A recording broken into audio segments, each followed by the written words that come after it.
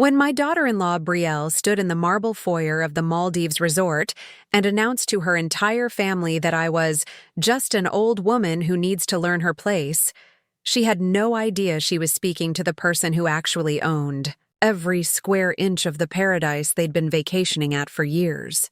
The look on her face when I pulled out the deed and showed them my name, Giovanna Blackwood, as the sole proprietor, was worth every insult I'd endured over the past decade. But that moment of revelation was just the beginning of a story that would shake the Carrington family to its core and finally show them that sometimes the person you dismiss as worthless holds all the cards. Before we jump back in, tell us where you're tuning in from, and if this story touches you, make sure you're subscribed, because tomorrow I've saved something extra special for you. It was supposed to be their annual family gathering at Azure Haven, the breathtaking beachfront property in the Maldives that the Carringtons had been using for their luxury vacations for the past 15 years. As usual, I had arrived 3 days early to ensure everything was perfect. Fresh orchids in every room, the infinity pool cleaned to sparkling perfection, the staff briefed on each family member's preferences. What they didn't know was that I wasn't just being a dutiful mother-in-law, I was overseeing my own property, the crown jewel of my late husband Domenico's real estate empire that I'd inherited 20 years ago. The morning everything changed started like any other. I was arranging birds of paradise flowers in the grand dining room when I heard Brielle's voice cutting through the peaceful morning air. She was on the terrace with her sister Valentina and their mother Cordelia, my son August's wife, sister-in-law, and mother-in-law respectively. The three of them had formed what I privately called the Carrington Tribunal, always ready to pass judgment on anyone they deemed beneath their social standing.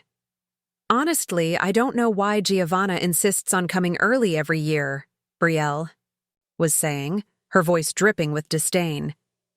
It's not like we need her fussing around like some kind of glorified housekeeper. The staff here are perfectly capable. Valentina's laugh was sharp and cruel. Right? And have you seen what she's wearing? Those old sundresses she insists on bringing. You'd think after marrying into our family, she'd have learned how to dress properly by now. But it was Cordelia's response that cut the deepest. Ladies, please, we must be charitable. Giovanna is just an old woman now. She probably doesn't realize how out of place she is at our family gatherings. Perhaps we should gently suggest she stay home next year.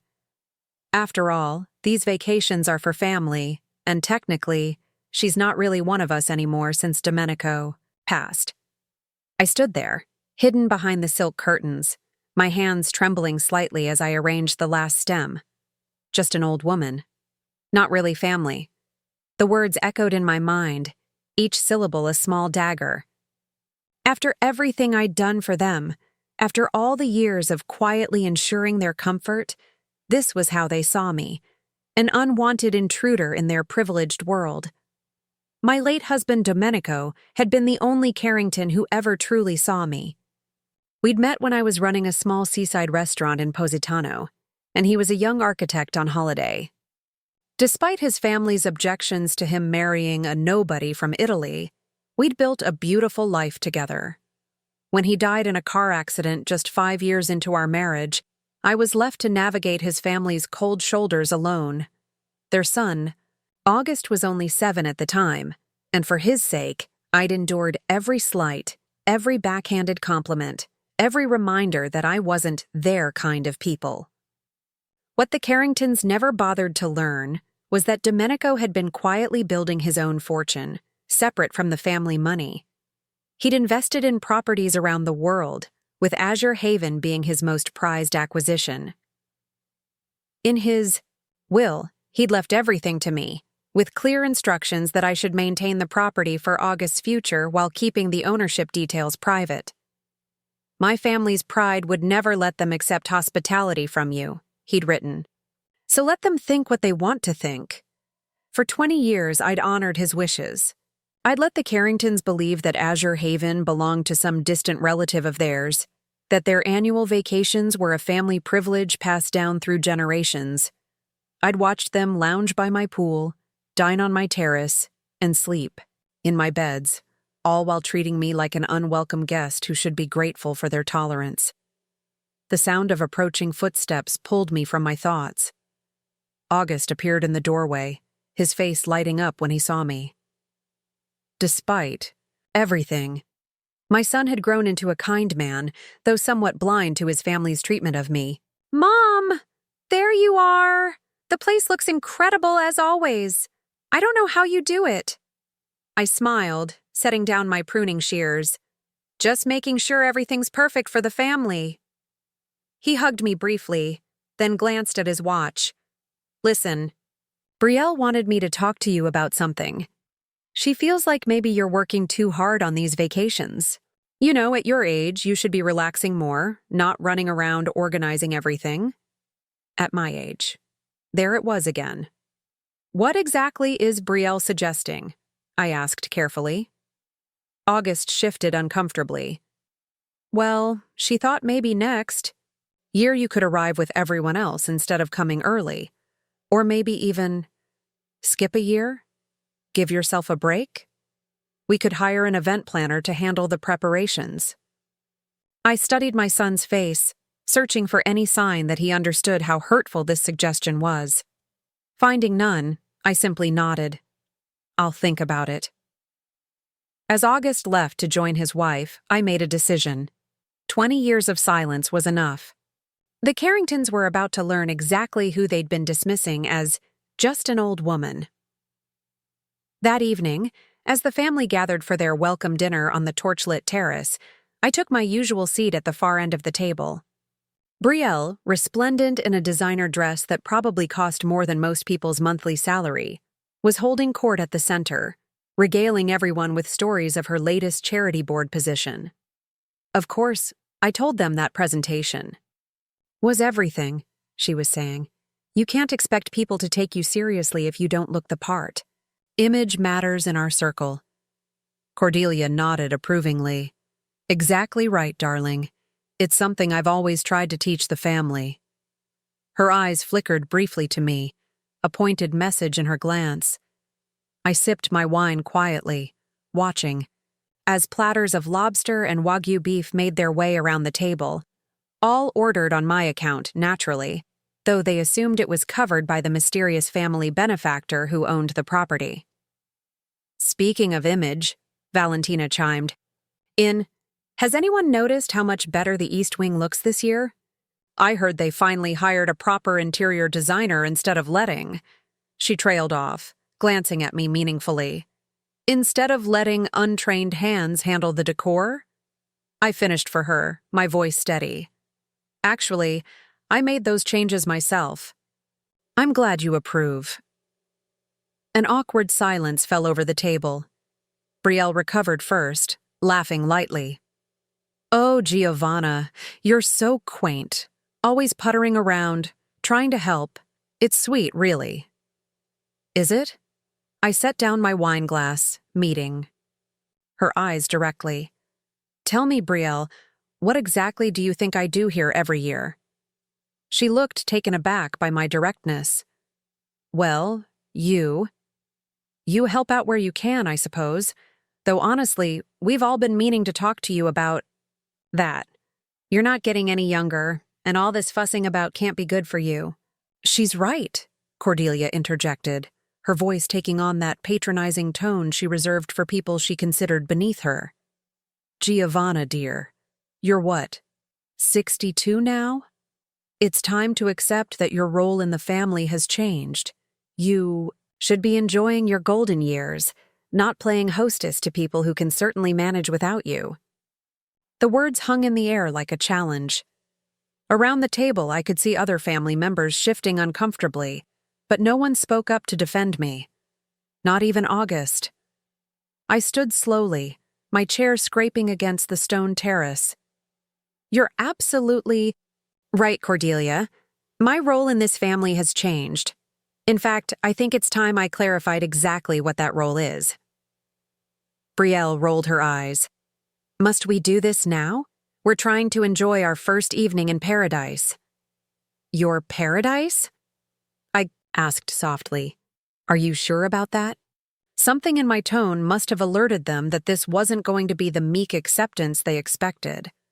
The chatter died down as all eyes turned to me. "I have an announcement to make," I continued, my voice carrying clearly across the terrace. "This will be the last year I prepare Azure Haven for the Carrington family vacation." "Well, that's probably for the best," Brielle said quickly. "As we've been saying, I'm not finished." I cut her off, something I'd never done before. "It will be the last year because I've decided to sell the property." The silence was deafening. Then everyone erupted at once. "You can't sell our family vacation home. What are you talking about? Have you lost your mind?" I held up my hand, and surprisingly, they quieted. "I can sell it, because Azure Haven isn't your family vacation home. It's mine." Preparing and narrating this story took us a lot of time, so if you are enjoying it, subscribe to our channel. It means a lot to us. Now back to the story. Brielle laughed, but it sounded forced. "That's ridiculous. This property has been in the Carrington family for decades." "No," I corrected her. "This property has been in my name for 20 years. Domenico bought it as an investment and left it to me when he died. I've maintained it, paid for its upkeep, covered all the expenses for your annual vacations, and handled every detail of your stays here, while you all assumed it belonged to some distant Carrington relative." The color drained from Cordelia's face. "That's impossible. You're lying." I reached into my handbag and pulled out a folder I'd been carrying with me all day. "Here's the deed. My name, the tax records, my name, the bank statements showing 20 years of payments for maintenance, staff, and renovations, all from my accounts." Brielle snatched the papers from my hand, her eyes scanning frantically. "This has to be some kind of mistake. You're just an old woman?" I finished for her. "Just the help? Just someone who should be grateful for whatever scraps of belonging you toss my way?" August finally found his voice. "Mom, why didn't you ever tell us?" I looked at my son, seeing the confusion in his eyes. "Your father thought it would be easier this way. He knew your family would never accept charity from me, so he suggested I let you all believe what you wanted to believe. And for 20 years, I honored his wishes, but I'm done being treated like an unwelcome guest in my own home." Valentina stood abruptly, her chair toppling backward. "This is insane. You can't just kick us out of our family tradition." "I'm not kicking you out," I said calmly. "You're welcome to stay for the remainder of this trip. After all, everything's already paid for, by me, as always. But when you leave, Azure Haven will be going on the market. I've already spoken with a realtor in Malay." "You vindictive witch," Brielle spat, her carefully cultivated composure finally cracking. "You've been playing us for fools all these years." "No," I said quietly. "I've been serving you graciously all these years. There's a difference. The only fools here are the people who couldn't see value in someone simply because they deemed them unworthy of respect." Cordelia, who had been uncharacteristically silent, finally spoke. "What do you want? Money? An apology? What's your price to keep this quiet and maintain our arrangement?" I almost laughed at the desperation in her voice. The mighty Cordelia. Carrington, reduced to bargaining with the woman she'd dismissed just hours ago. "I don't want your money," I replied. As for an apology, what good would it do coming from people who are only sorry they got caught in their own prejudice? "No, what I want is something you can't give me. The 20 years of dignity I surrendered to keep peace in this family." I gathered my handbag and prepared to leave the terrace. "Enjoy your dinner. The staff has been instructed to provide whatever you need for the remainder of your stay. Consider it my final gift to the Carrington family." As I walked away, the stunned silence behind me was broken by Brielle's shrill voice. "August, are you just going to let her do this? She's your mother, for God's sake. Control her." I paused, at the doorway, turning back one final time.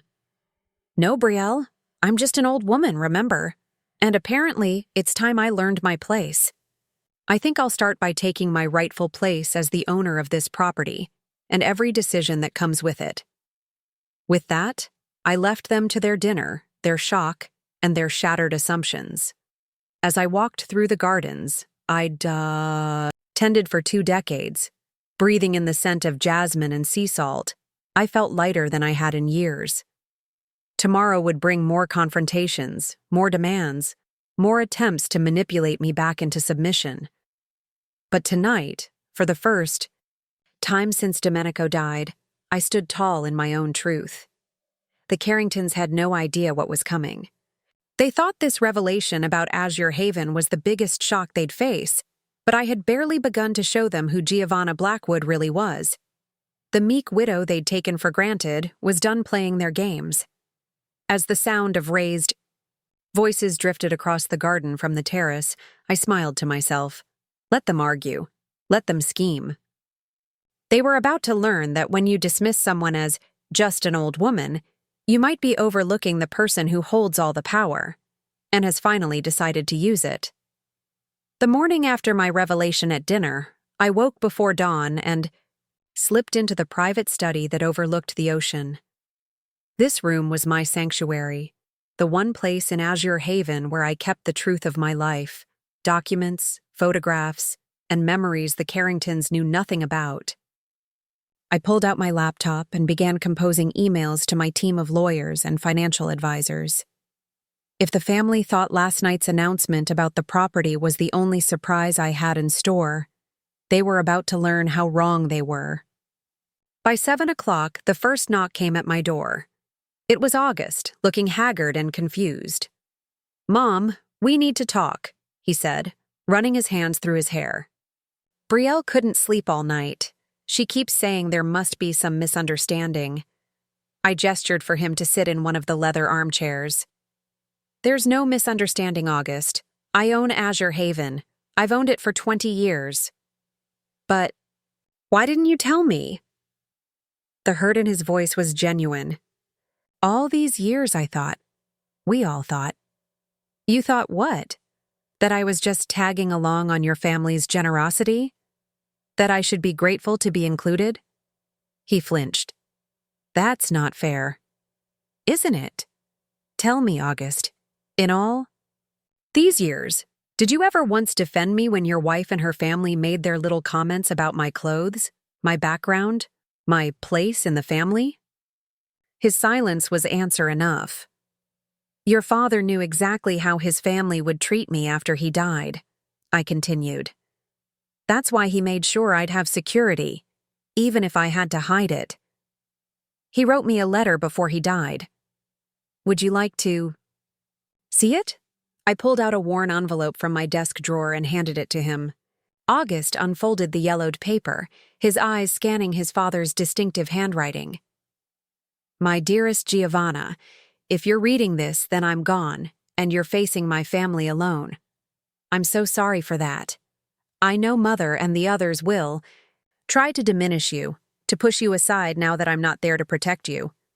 But remember this, you are stronger than all of them combined. The properties I'm leaving you aren't just financial security. They're your power. Use them wisely, and when the time is right, show them who you really are. All my love, Domenico." August looked up, his eyes wet. He knew? He knew how they would treat you? Your father saw things very clearly. He loved his family, but he wasn't blind to their flaws. Before August could respond, we heard raised voices from the terrace below. Through the window, I could see Brielle confronting the head groundskeeper, her finger jabbing at his chest. "What do you mean all major decisions go through Mrs. Blackwood? This is Carrington property. My husband's family has been coming here for 15 years. The groundskeeper, Philippe, stood his ground. "Ma'am, Mrs. Blackwood owns Azure Haven. Always has. She signs our paychecks." "Mom," August said, watching his wife's mounting hysteria, "you have to understand. This is a shock for everyone. Maybe we could work out some kind of arrangement." "Like what? Continue pretending I'm just the help while your family vacations? In my home? No, August, I'm done living that lie. My phone buzzed with a message from my lawyer, Nadia Khoury. All documents ready. The Singapore and Monaco properties are prepared for transfer as discussed. Shall I proceed? I typed back quickly. Proceed as planned. August was still speaking, trying to find some middle ground, when Brielle burst into the study, Cordelia, and Valentina close behind her. "This is theft!" Brielle shouted, waving her phone. "I've been researching property laws all night. There must be some kind of fraud involved. No cleaning lady could afford a place like this." "Cleaning lady?" I stood up slowly. "Is that what you think I was before I married Domenico?" "What else could you have been?" Cordelia interjected. "Domenico found you in some Italian backwater. We all know the story." "You know the version of the story that made you comfortable." I moved to my desk and pulled out a leather portfolio. Before I met Domenico, I owned 3 restaurants along the Amalfi Coast. I sold them to invest in our future together. That money, combined with Domenico's investments, built a property portfolio worth quite a bit more than this single estate. I pulled out documentation showing deeds to properties in Singapore, Monaco, and Manhattan. Azure Haven is actually one of our more modest holdings. Valentina snatched one of the documents, her face paling. This is that penthouse in Monaco, the one Prince Albert's nephew wanted to buy last year. You own this? Among others, yes. Brielle was scanning through more papers, her voice growing shrill. The brownstone in Manhattan, the villa in Tuscany, that estate in Singapore where they hosted the tech summit. You own all of these? Domenico and I built this portfolio together. After he died, I continued managing and expanding it. You'd be surprised how much wealth you can accumulate when you're not wasting money trying to impress people who don't respect you anyway. Cordelia sank into a chair, fanning herself. This can't be real. You've been... What? Playing poverty? While sitting on millions? Playing poverty? I laughed. I've never claimed to be poor. You all just assumed I must be because I didn't flaunt designer labels or drop names at every opportunity. You saw what you wanted to see. August found his voice again. Mom, why are you doing this now? What's your end game? My end game. I looked at my son, feeling both love and disappointment. For years, I've watched your wife and her family treat me like an embarrassing obligation. I've listened to them mock my clothes, criticize my manners, and question my right to be here. And you, August, you never once spoke up. Not once. That's not true. Name one time, I challenged. One single instance where you defended your mother against their condescension. His silence spoke volumes. But this isn't really about revenge, I continued. It's about truth. And the truth is, I'm tired. Tired of pretending, tired of making myself small to fit into your family's narrow idea of who I should be. I have a life beyond being August's mother or Domenico's widow. I have friends, interests, achievements, none of which any of you have ever bothered to ask about. Brielle, still clutching the property documents, tried a different approach. Giovanna, I think we've all misunderstood each other. Perhaps we could start fresh. After all, we're family. Are we? I asked pointedly. Because just yesterday, your mother-in-law informed me that I'm not really family anymore since Domenico is gone. Cordelia had the grace to look slightly ashamed, though she quickly covered it with indignation. That's not what I meant, and you know it. I know exactly what you meant. I gathered the property documents and locked them back in my desk. Now, if you'll excuse me, I have a conference call with my property managers. We're discussing the listing price for Azure Haven. You can't be serious about selling, Auguste said. This place, it's special to us. It's special to me too, I replied, which is why I can't bear to watch it be treated as an entitlement by people who don't appreciate its true value, or mine. I left them in the study and walked. down to the beach. The morning sun was painting the water in shades of gold and turquoise. This place had been my sanctuary for 2 decades, but it had also been my prison, a beautiful cage where I played the role assigned to me by people who never bothered to look deeper. My phone rang. It was Caterina, my best friend from my restaurant. Days in Italy. Cara, I got your message. Are you finally telling those vultures the truth? I've started, I said, smiling at her familiar voice. They're in shock. Good. It's about time they learned who they've been dismissing all these years. So, are you really selling Azure Haven? I'm considering it. But first, I want them to understand exactly what they've lost through their own arrogance. We chatted for a few more minutes before I heard footsteps on the sand behind me. I turned to find August approaching alone. Mom, can we talk? Really? Talk. Without all the drama? I gestured to a bench overlooking the water. Of course. We sat in silence for a moment before he spoke. I've been thinking about what you said, about me never defending you. You're right, I didn't. I told myself I was keeping the peace, but really, I think I was just being a coward. It hurt, August, every time. I know. I see that now. He paused. Dad's letter. He was right about everything, wasn't he? About how they'd treat you. About the properties being your power. Your father was a very wise man. Will you tell me the truth? About who you really are? Not the version I grew up believing, but the real story? So I told him. About growing. Up in a small coastal town working in my uncle's restaurant, saving every penny to buy my first small trattoria. About building a successful business. Traveling. Learning about wine and art and architecture. About meeting his father not as a starry-eyed nobody, but as an accomplished woman who chose love despite the social barriers. I gave up my restaurants. When we married, not because I had to, but because I wanted to build something with your father. We invested together, planned together, dreamed together. When he died, I could have fought his family openly for recognition, but I thought staying quiet would be better for you. But it wasn't, August said quietly. It just taught me to be complicit in their behavior. Perhaps. But you can change. That now. How? Brielle is. She won't accept this easily. None of them will. That's not my problem anymore, August. I've spent 20 years making things easy for others. Now it's time for them to adjust to reality, not the other way around.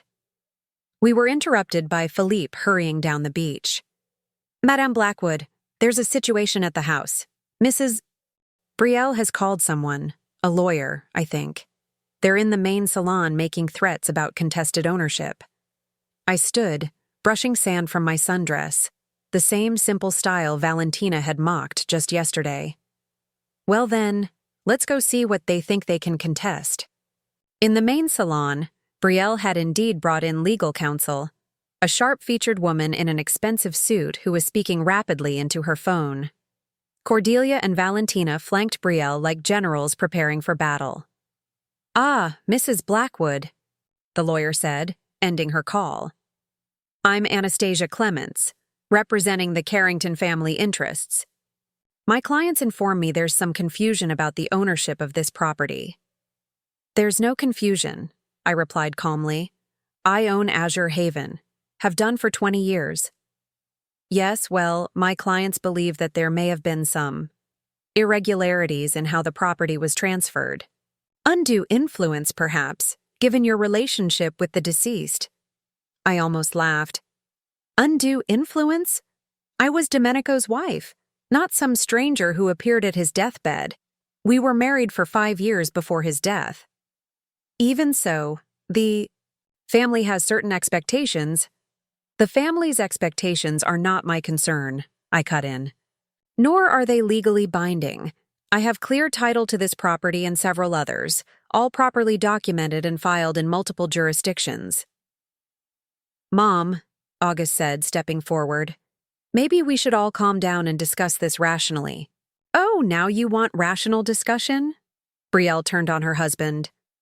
After your mother has apparently been lying to us for decades? I never lied, I interjected. I simply chose not to advertise my wealth to people who had already decided I was beneath them. There's a difference. Attorney Clements cleared her throat.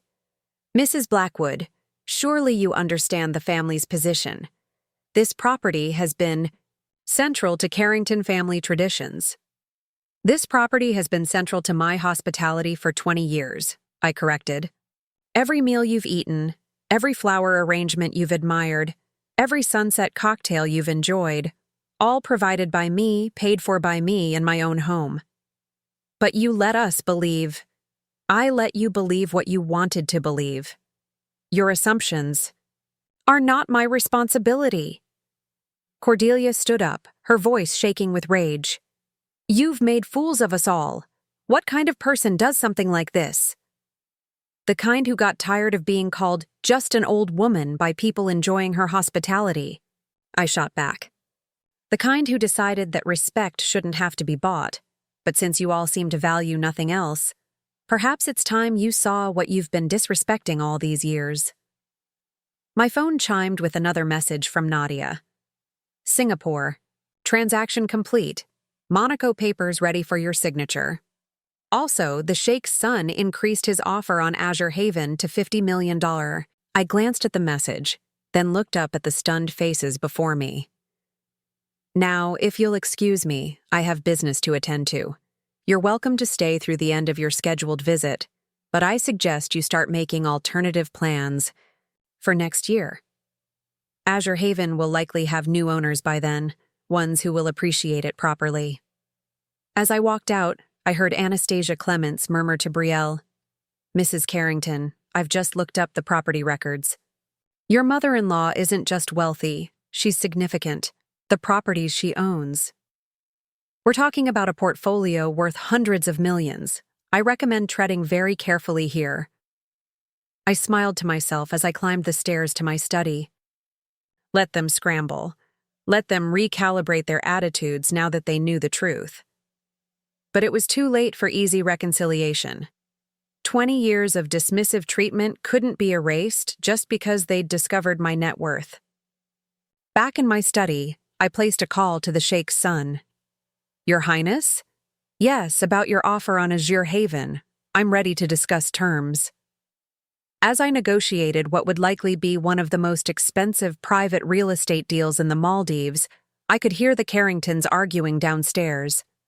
Their voices rose and fell like the tide, full of accusations, justifications, and blame. August's voice occasionally cut through, trying to mediate, but the damage was done. 20 years ago, Domenico had seen this coming.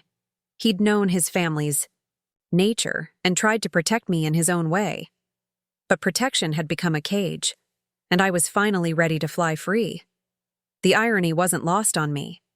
In trying to keep me in my place as just an old woman, the Carringtons had pushed me to finally claim my real place as a woman of substantial means who no longer needed their approval. Their snobbery had been the key to my liberation. As the afternoon sun painted the ocean in shades of amber and rose, I finalized the preliminary agreement to sell Azure Haven. The Carringtons would have to find somewhere else for their annual gatherings, but that was no longer my concern. I had properties to manage, investments to oversee, and a life to live.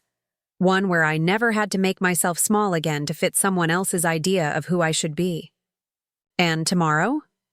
Tomorrow I would tell them about the foundation I'd been running for 15 years, the one that had quietly donated millions to education initiatives across Southeast Asia. The one I'd named after Domenico, managed entirely on my own, without ever mentioning it to his family. After all, if they were going to be shocked by my wealth, they might as well learn about my philanthropy too. The old woman they'd dismissed still had plenty of surprises left to reveal. That evening, as if the universe had conspired to add another layer to the unfolding drama, an unexpected visitor arrived at Azure Haven. I was in my study reviewing contracts when Philippe knocked on my door, looking slightly flustered. "Madam Blackwood, there's someone here to see you. She says she's Mrs. Brielle's mother." I raised an eyebrow.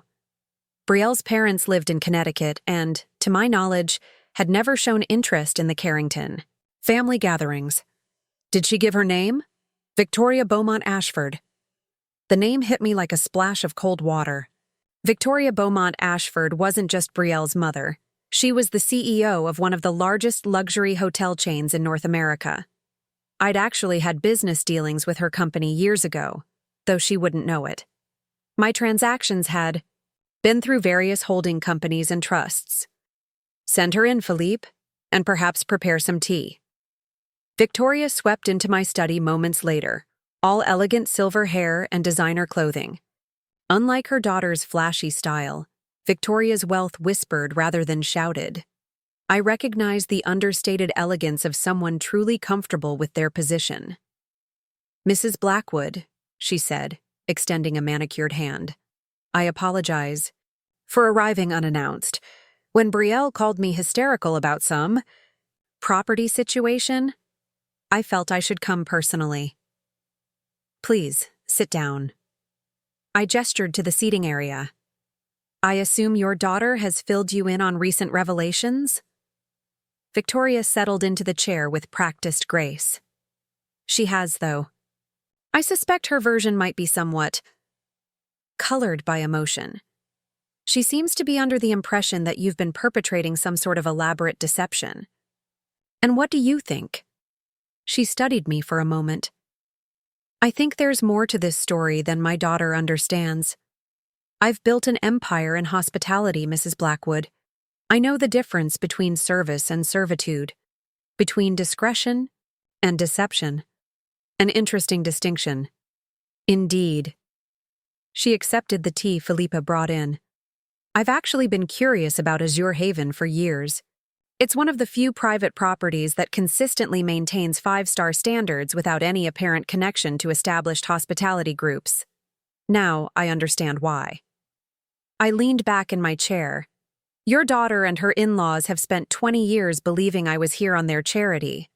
The truth is, I've hosted them in my home while they treated me like an unwelcome servant." I gathered as much from Brielle's incoherent ranting about appropriate social positions. Victoria sipped her tea. "Tell me, why maintain the charade? For so long?" "My late husband thought it would be easier. His family's pride, you understand?" "Ah, pride." She set down her cup. "The most expensive luxury of all. It's cost my daughter more than she realizes." Before I could respond, raised voices erupted from downstairs. Victoria sighed. "I suppose I should go mediate whatever disaster is brewing down there." "Actually," I said, standing, "why don't we both go? I believe they're about to learn about another aspect of my life they've overlooked." We descended to find the family, gathered in the main salon, where a heated argument was in progress. Brielle was pacing frantically, while Cordelia sat rigid on the sofa, clutching her pearls. August stood by the window, looking exhausted, while Valentina typed furiously on her phone. "Mother!" Brielle exclaimed when she saw Victoria. "Thank God you're here. You won't believe what's happening. She pointed at me accusingly, has been lying to us for years. She owns this place, and apparently dozens of other properties. And now she's selling our family vacation home to some Arab prince." "Sheikh," I corrected mildly. "And it's not your family vacation home. It's my property." Victoria raised an elegant eyebrow at her daughter. "Brielle, darling, do calm down. You're making a scene." "A scene? Mother, she's stolen our heritage." "What heritage?" I interjected. "The one where you've vacationed for free in my home while treating me like hired help? The one where you've criticized my clothes, my manners, my very presence, while enjoying my hospitality?" Valentina looked up from her phone. "Oh my God, you weren't joking about the foundation. The Domenico Carrington Foundation, it's real. And it's..." Huge. All eyes turned to her. "What are you talking about?" Cordelia demanded. "I just found it online. The Domenico Carrington Foundation. It's been operating for 15 years, funding education initiatives across Southeast Asia.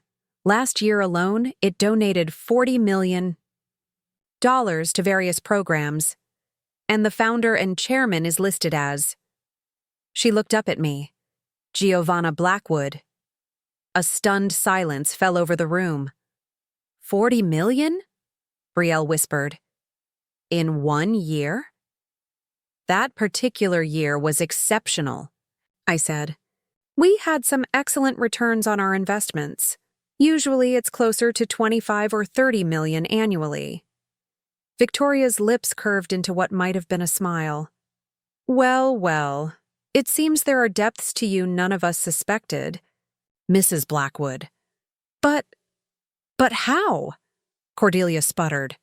"Where does this money come from?" "From the portfolio Domenico and I built together," I explained patiently. "Properties, investments, various business ventures. The foundation was something I started after his death, to honor his memory and his belief in education." "You've been running a major philanthropic foundation for 15 years and never mentioned it?" August asked, his voice mixed with hurt and amazement. "When exactly would I have mentioned it? During the dinners where your family discussed how I couldn't possibly understand their world? Or perhaps while your wife was explaining that I needed to stay in my lane?" Victoria turned to her daughter. "Brielle, what exactly have you been saying to your mother-in-law?" She never seemed..." Brielle floundered. "She never seemed what?"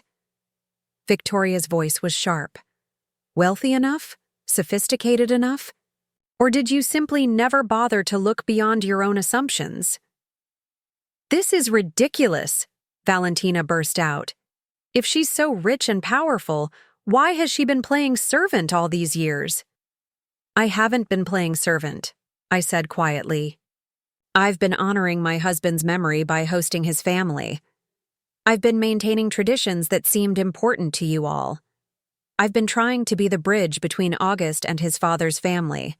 But not once in 20 years. Has anyone in this room asked me about my life, my interests, my achievements?" "That's not true," Cordelia protested weakly. "Really? Tell me then, what do you know about me beyond being Domenico's widow? Do you know I speak 5 languages? That I studied architecture in Florence before I met your son? That I serve on the board of 3 international charities? That I own one of the largest private collections of Southeast Asian art in Europe?" Their silence was answer enough. Victoria cleared her throat. "I think what Mrs. Blackwood is trying to say is that you've all been so focused on what you thought she wasn't, that you never bothered to discover what she actually is." "But why hide it?" Brielle demanded, her voice almost petulant now. "Hide? What exactly? My wealth? I've never hidden it. I simply haven't flaunted it. Or did you think the fresh orchids that appear in every room, the perfectly maintained property, the staff who anticipate your every need, did you think all that happened by magic? We assumed there was a trust or something," August admitted. "There is a trust. Several, actually. All in my name." My phone buzzed with a message. I glanced at it and couldn't help but smile. "What now?" Valentina asked suspiciously. "Oh, just a confirmation that our latest project has been approved. The foundation is building a technology center in Cambodia. It should serve about 15,000 students annually." "This is insane," Brielle muttered. "My mother-in-law is some kind of secret philanthropist millionaire?" "Billionaire," Victoria corrected quietly. "If these property listings are accurate, your mother-in-law's assets put her well into billionaire territory." The word seemed to echo in the room. Billionaire. "I need a drink," Cordelia announced, standing abruptly. "The bar is fully stocked," I said helpfully. "The Macallan 1926 is particularly good. Though at $60,000 a bottle, I've been saving it for special occasions." Cordelia sat back down, looking faint. "You've been serving us $60,000 whiskey?" Valentina squeaked. "Only to those who could appreciate it. Your father-in-law had excellent taste." Victoria laughed then, a rich, genuine sound. "Oh, this is delicious. Absolutely delicious. Tell me, Mrs. Blackwood, have you been testing them all these years? Seeing if anyone would notice the quality of what they were being served?" I allowed myself a small smile. "Let's just say it's been educational." "This doesn't change anything," Brielle said stubbornly. "She still deceived us." "How exactly?" Victoria asked her daughter. "By not wearing her bank statements on her sleeve? By not boasting about her charitable work? By quietly providing you with luxury vacations year after year without asking for thanks or recognition? But she let us think." "She let you think? What you were determined to think," Victoria cut in sharply. "And now you're upset because reality doesn't match your prejudices. Frankly, Brielle, I'm disappointed in you." Brielle looked as though she'd been slapped. August moved away from the window. "Mom, I need to ask you something. Was this all some kind of test? Were you waiting for us to prove ourselves worthy or something?" I looked at my son, feeling a wave of sadness. "No, August. It wasn't a test. It was just life." I kept quiet, because it seemed easier than fighting your family's assumptions. I focused on being a good mother to you, rather than demanding recognition for anything else. But yesterday, when I heard your wife and her family dismissing me as just an old woman who should learn her place, something finally broke. "So you decided to drop this bombshell on us?" "I decided to stop pretending that disrespect doesn't hurt just because it comes from family." Victoria stood gracefully. "Well, I think I've heard enough to understand the situation. Brielle, darling, I believe you owe your mother-in-law an apology. A genuine one, not the kind you give, to smooth over social awkwardness." "But Mother—" "No buts. This woman has hosted you in her home for years, provided for your comfort, supported your lifestyle, and asked for nothing in return except basic courtesy, which you couldn't even manage to give her." Brielle's face flushed deep red. I didn't know." "That's exactly the point," I said softly. "You didn't know because you never cared to know. You saw what you expected to see and treated me accordingly." The room fell into an uncomfortable silence.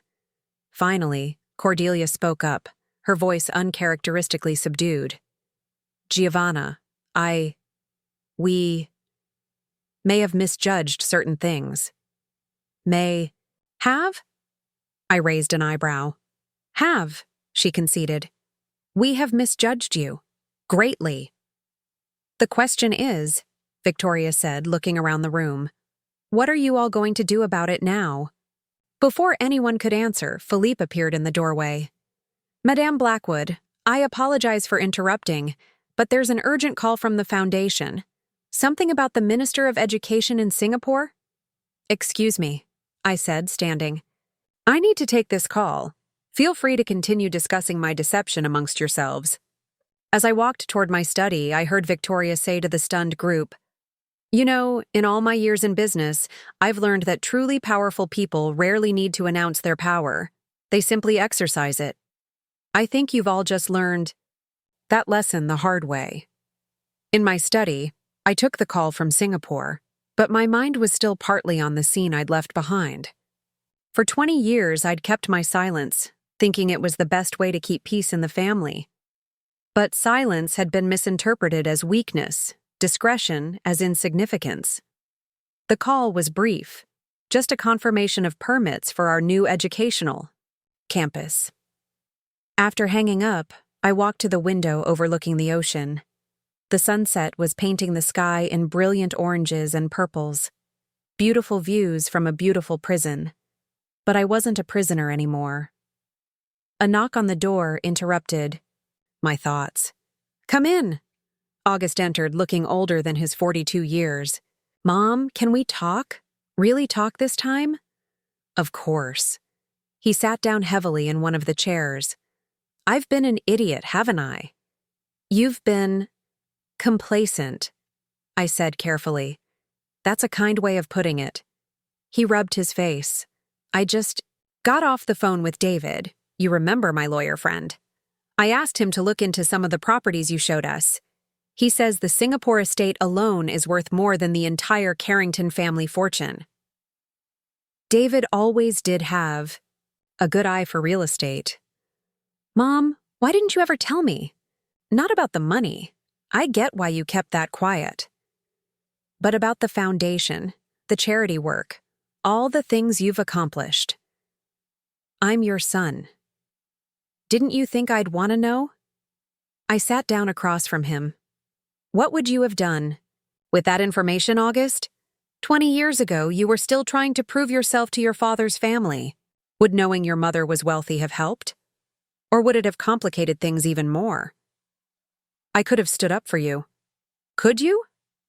When Brielle insulted my dress at your wedding, you said nothing. When your grandmother suggested, I should eat in the kitchen with the staff during that first Christmas, you looked away. Stop. His voice was thick with emotion.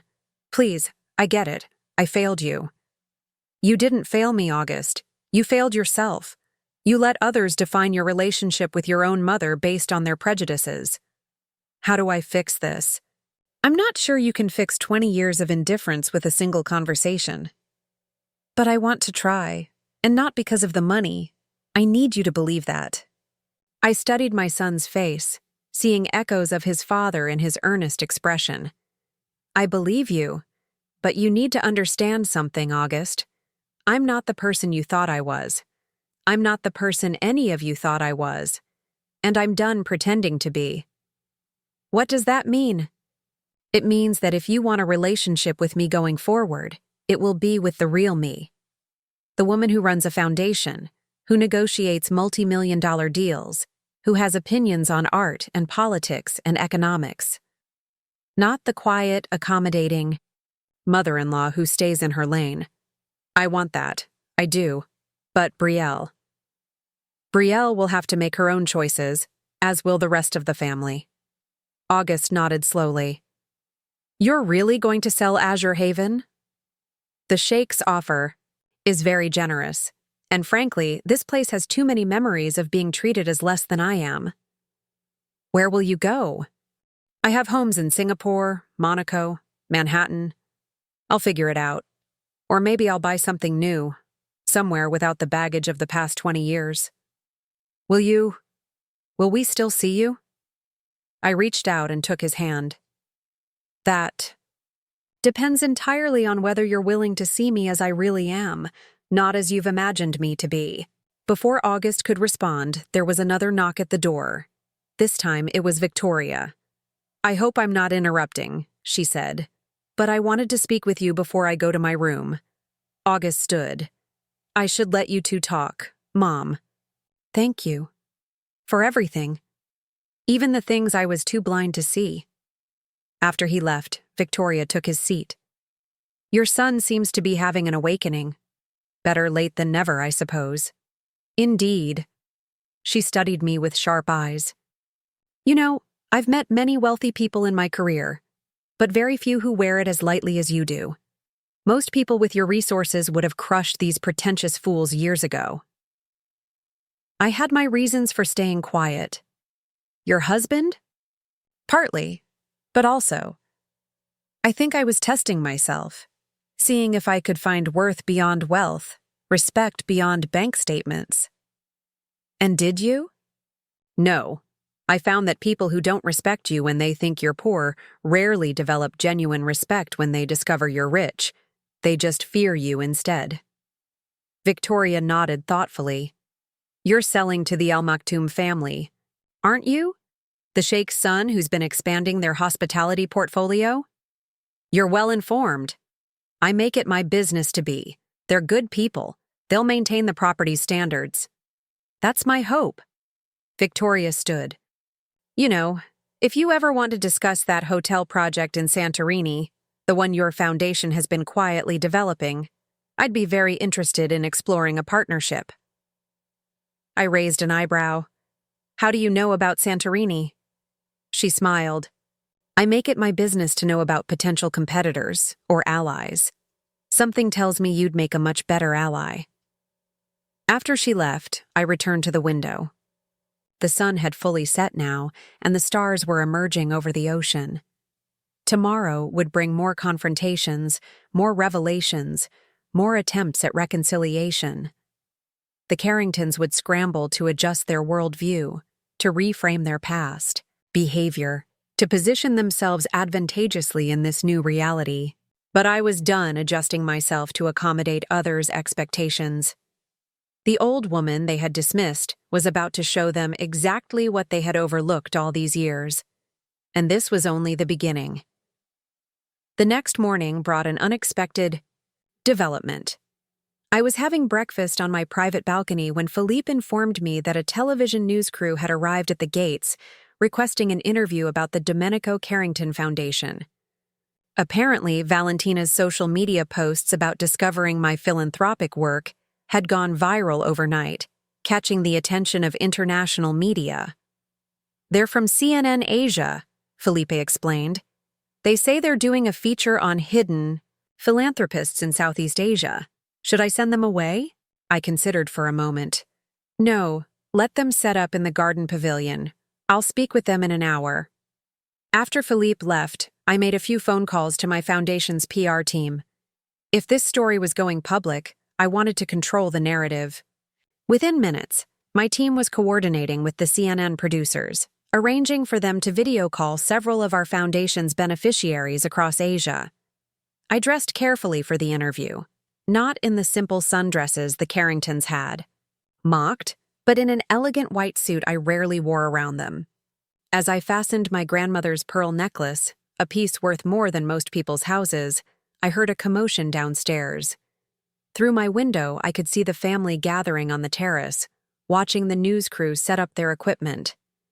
Brielle was gesturing frantically while speaking to her mother, while Cordelia appeared to be having what looked like a panic attack. August stood apart from the others, his expression unreadable. The interview itself was straightforward. The reporter, a young woman named Sarah Chen, had done her homework. She asked intelligent questions about the foundation's work, our selection criteria for projects, and our long-term goals. What she didn't ask about, thankfully, was family drama or personal wealth. Mrs. Blackwood, your foundation has quietly funded over 500 schools, provided scholarships to 12,000 students, and built 15 technology centers across Southeast Asia. Yet until yesterday, almost no one knew about this work. Why maintain such a low profile? My late husband believed that true charity doesn't need an audience, I replied. We wanted the focus to be on the communities we serve, not on ourselves. But surely the Carrington family name would have opened doors, attracted more donors? Perhaps, but Domenico never wanted our charitable work to be about social capital or networking opportunities. It was about giving back. Purely and simply. As the interview continued, I noticed more people gathering in the garden, not just the family now, but also some of the resort staff who had learned about my identity as their employer. Many of them had children who had benefited from our foundation's programs. Can you tell us about your future plans for the foundation? Sarah asked. We're expanding into sustainable technology education. The world is changing rapidly, and we want to ensure that students in developing regions aren't left behind. We're also partnering with several tech companies to create internship programs that connect our graduates with global opportunities. After the interview concluded, I walked back toward the main house, only to find the Carringtons waiting for me on the terrace. They looked like a group of defendants awaiting sentencing. That was impressive, Cordelia managed, her voice lacking its usual sharp edge. Thank you. Giovanna, Brielle stepped forward, wringing her hands.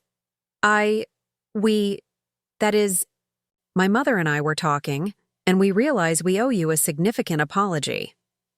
I waited, saying nothing. "We've been absolutely horrible to you," she continued, the words tumbling out rapidly. "All these years we made assumptions. We were dismissive. We failed to see who you really are." "And who am I really, Brielle?" She faltered. You're someone extraordinary. Someone we should have respected from the beginning." "Because of my money? Because of the foundation?" "No. Well, not just that. Because of your character, your generosity, your—" "Stop." I held up my hand. "Please don't insult both of us with this sudden enlightenment. Yesterday you thought I was just an old woman who should learn her place. Today, after discovering my wealth, you find me extraordinary." "What changed, Brielle? Certainly not my character. That's been constant for 20 years. "That's not fair," Valentina interjected. "How were we supposed to know who you really were when you hid everything from us?" "Did I hide my kindness? Did I hide the fact that I welcomed you into my home year after year? Did I hide my love for my son and my efforts to maintain his relationship with his father's family? What exactly did I hide that prevented you from treating me with basic human dignity?" The silence that followed was deafening. Finally, August spoke. "Mother's right. We saw what we wanted to see. Or rather, we saw what confirmed our prejudices and ignored everything else." Before anyone could respond, Philippe approached with a sealed envelope. "Madame, this just arrived by special courier, from the palace in Monaco." I opened the envelope and scanned its contents. It was an invitation to a charity gala, one where my foundation would be receiving a humanitarian award from Prince Albert himself. The event was in 3 days. "What is it?" August asked. "An invitation to receive an award in Monaco, for the foundation's work." "Monaco?" Brielle's ears perked up. "As in the royal family of Monaco?" "Yes. We've collaborated on several environmental education initiatives. You know Prince Albert." Valentina couldn't hide her excitement. "We've met on several occasions. He's been very supportive of our work." I could practically see the wheels turning in their heads. Visions of royal connections, glamorous parties, social elevation. It was almost comical. Will you be attending?" Cordelia asked, trying to sound casual. "Of course. I leave tomorrow." "Tomorrow?" Brielle stepped forward. "But we still have 3 days left of our vacation." "Yes, you do. At my property, which you're welcome to enjoy for the remainder of your scheduled time." "Couldn't we? Might we possibly?" Brielle struggled with the words. "Could we come with you, to show our support?" I looked at her steadily. "This isn't a social event, Brielle. It's a recognition of years of hard work by hundreds of people. It's not an opportunity for networking or social climbing. That's not what I meant." "Isn't it?" She had the grace to look ashamed. I turned to walk away, then paused. "You know what the saddest part is? If any of you had shown genuine interest in my life over the past 20 years, you could have been part of this journey. You could have contributed to something meaningful. Instead, you chose to focus on my perceived shortcomings. And now, when you finally see value in me, it's too late to share in what I've built." That evening, as I packed for Monaco, August knocked on my door. "Can I help?" he asked. "Come in." He sat on the edge of my bed, watching me fold clothes into my suitcase. "I've been thinking about Dad's letter," he said finally, "about what he knew would happen. Your father was perceptive. Did you ever resent him for putting you in this position?" I paused in my packing. "Sometimes, but he thought he was protecting both of us. He knew his family would never accept me as an equal, so he gave me the means to live independently of their approval. But it isolated you. It did. But it also gave me the freedom to build something meaningful without constantly fighting for validation. August picked up a framed photograph from my dresser, one of Domenico and me on our honeymoon in Santorini. I miss him. So do I. Do you think he'd be proud of what you've accomplished? I think he'd be proud that I've found my own path, that I didn't let his family's prejudices define me. I'm sorry I did. You were young, and you were trying to fit in with your family. That's not an excuse. No, I agreed. It's not. We sat in comfortable silence for a moment before August spoke again. Tell me about the foundation. How it really started. Not the public version, the real story. So I told him about how after Domenico's death, I had felt lost and purposeless. How I had traveled to Thailand to visit a friend and had seen children studying by candlelight because their school had no electricity.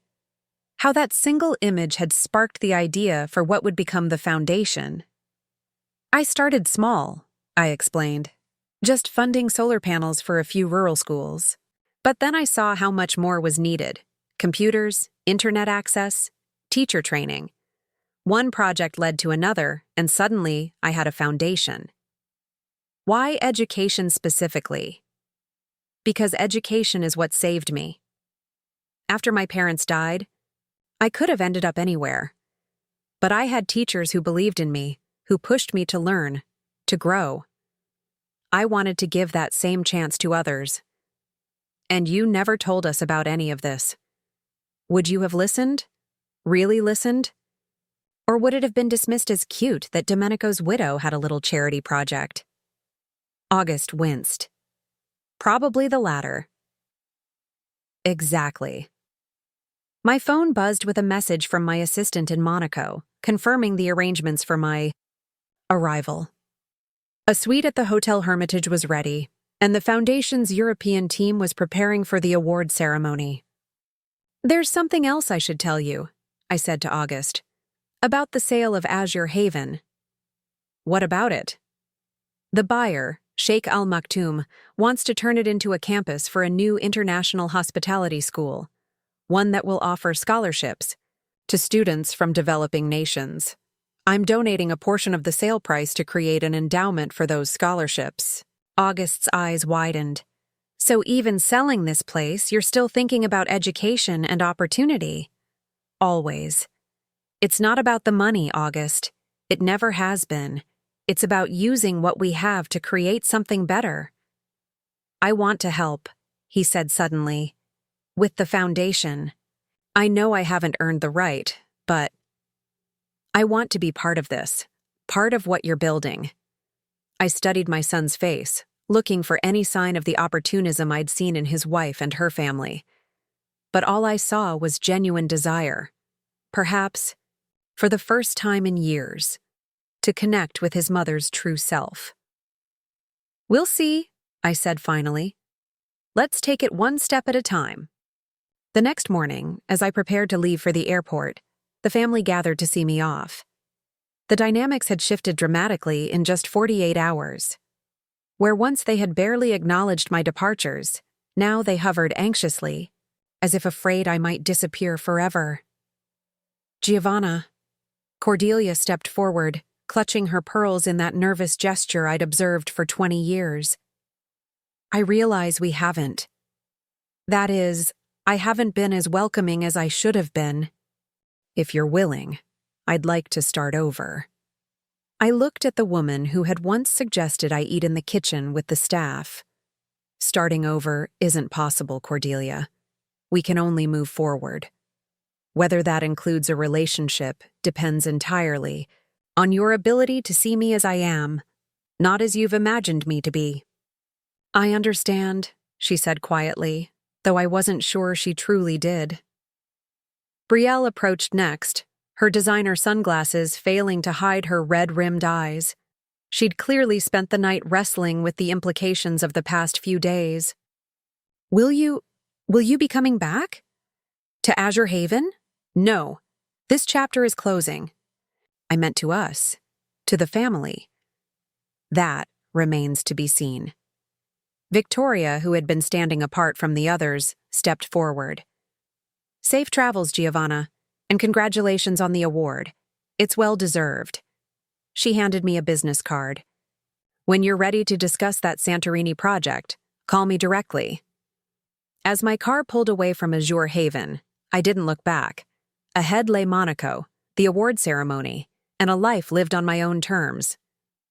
Behind me, I left a family grappling with the realization that their assumptions had cost them 20 years of knowing someone extraordinary. But I wasn't dwelling on their regrets. I had schools to build, students to sponsor, and a foundation that was changing lives across an entire continent. The old woman they had dismissed was just getting started. The flight to Monaco gave me time to reflect on the whirlwind of the past few days. As the private jet climbed through the clouds, yes, I owned a private jet, another detail the Carringtons didn't know. I pulled out my laptop to review the latest foundation reports. My assistant, Marie, sat across from me, efficiently fielding calls and organizing my schedule for the upcoming ceremony. She had been with me for 10 years and knew more about my life than my own family did. "The prince's office called," she said, covering her phone. "They want to know if you'll be bringing any family members to the ceremony." "No," I replied without hesitation. "This is foundation business. Also, that reporter from the Financial Times wants to interview you about your stealth wealth approach. And Bloomberg is interested in a feature about women philanthropists who built their own fortunes. You tell them both I'll consider it after the ceremony." As we flew east, I thought about the concept of stealth wealth. It wasn't something I had consciously cultivated. It had simply been my nature. Growing up with nothing had taught me that. True wealth wasn't about display. It was about security, opportunity, and the ability to make a difference. My phone buzzed with a text from August. "Proud of you, Mom. Safe travels." Simple words, but they carried weight. Perhaps there was hope for rebuilding our relationship after all, but on new terms, with new understanding. The landing in Nice was smooth, and a car was waiting to take us to Monaco. As we drove along the coastal road, memories flooded back. Domenico and I had spent our first anniversary here, young and in love, dreaming of the future. "Marie," I said suddenly, "do you remember why I hired you?" She smiled. "Because I told you in the interview that I didn't care about your money, I cared about your mission." "Exactly. You saw what mattered." "It wasn't hard. You talk about those students like they're your own children." And they were, in a way. Every scholarship recipient, every graduate who went on to university, every young woman who broke free from poverty through education, they were all part of my extended family. A family I had chosen, who valued what I offered, who saw me for who I truly was. As we approached Monaco with its glittering harbor and elegant buildings climbing the hillside, I felt a sense of peace. The Carringtons could grapple with their revelations back at Azure Haven. I had a humanitarian award to accept, and more importantly, work to continue. The old woman they had dismissed hadn't just survived their condescension, she had thrived despite it. And the best part? This was only the beginning of what they would discover about Giovanna Blackwood. Monaco embraced me with its familiar elegance. The Hotel Hermitage staff greeted me by name, the manager himself escorting me to the Belle Époque suite overlooking the harbor. This was a world away from Azure Haven, yet in many ways, it felt more like home. Here, I wasn't Domenico's widow, or August's mother. I was Giovanna Blackwood, philanthropist and businesswoman, known and respected in my own right. "Your guests will arrive at 7, Marie reminded me as she organized my schedule for the evening. "The prince's secretary mentioned they've added a surprise to the ceremony. Nothing too elaborate, I hope. I preferred substance over spectacle, something the royals understood about me. Also, you've received several urgent messages from the Carringtons." Of course. It had been barely 12 hours since I'd left them behind in the Maldives, and already the panic was setting in. When the family discovered I wasn't merely wealthy but connected at the highest levels of European society, Their desperation to re-establish ties would only intensify. Forward August's messages to me. The rest can wait. I opened my laptop to review my speech for the award ceremony when my phone rang. It was Victoria Beaumont Ashford. Giovanna, I hope you don't mind the call. I wanted to congratulate you personally on the award. Thank you, Victoria. That's kind. Not at all. Recognition for genuine philanthropic work is rare in our circles. Usually it's just wealthy people buying plaques to hang in their bathrooms. There was a pause. I also wanted to give you a heads up. My daughter and her in-laws are planning something that might concern you. I sat up straighter. What do you mean? They've booked flights to Monaco, arriving tomorrow morning from what I gather. Cordelia's been calling everyone she knows with connections to the principality, trying to secure invitations to your award ceremony. I sighed, unsurprised but disappointed. How did you learn this? Brielle called me, practically hyperventilating about how this was her last chance to fix things with you. She seems to think a grand gesture at a royal event will somehow erase 20 years of condescension. And what did you tell her? That she's delusional, that her sudden interest in your foundation is transparently self-serving, that if she truly wanted to support you, she would respect your boundaries and give you space. But we both know, my daughter rarely listens to reason when social advancement is at stake. I gazed out at the yachts bobbing in the harbor. Thank you for warning me. Consider it an apology by proxy. I raised her better than this, or I should have. After ending the call, I contacted the palace security office. If the Carringtons were determined to make a scene, they would find themselves firmly but politely barred from entry. This award ceremony wasn't about family drama. It was about the foundation and the communities we served. As I prepared for the evening, August's messages finally came through. Unlike the frantic texts from Brielle and Cordelia, his were measured and respectful. I understand if you don't want us at the ceremony. Just wanted you to know I'm proud of your work and sorry I didn't appreciate it sooner. Please let me know if there's a better time to talk about the foundation. I meant what I said about wanting to help. I hesitated before responding. Thank you for understanding. Let's meet when I return to Singapore next week. We can discuss your involvement then. His reply was swift. I'll be there. Just me. No. Family drama. The ceremony itself was everything I had hoped for, elegant but focused on substance rather than spectacle. Prince Albert spoke passionately about the Foundation's work, particularly our initiatives in sustainable development. Education. When I accepted the award, a beautiful crystal sculpture designed by a local artist, I dedicated it to the students and teachers who had turned our vision into reality. True change happens not through grand gestures, I said in my acceptance speech, but through consistent, dedicated effort. This award belongs to every student who walked miles to attend our schools, every teacher who saw potential where others saw only poverty, every community that embraced education as a path forward. The audience's applause was warm and genuine. These weren't people impressed by wealth or status. They were fellow travelers on the path of meaningful philanthropy. As I mingled during the reception afterward, I found myself engaged in substantive conversations about educational technology, sustainable funding models, and collaborative international initiatives. It was refreshing to be seen for my ideas rather than my bank account, or worse, my perceived lack of one.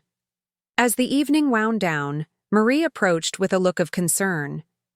Madame, there's a situation at the hotel. The Carringtons have arrived. Early. They're in the lobby, insisting on seeing you.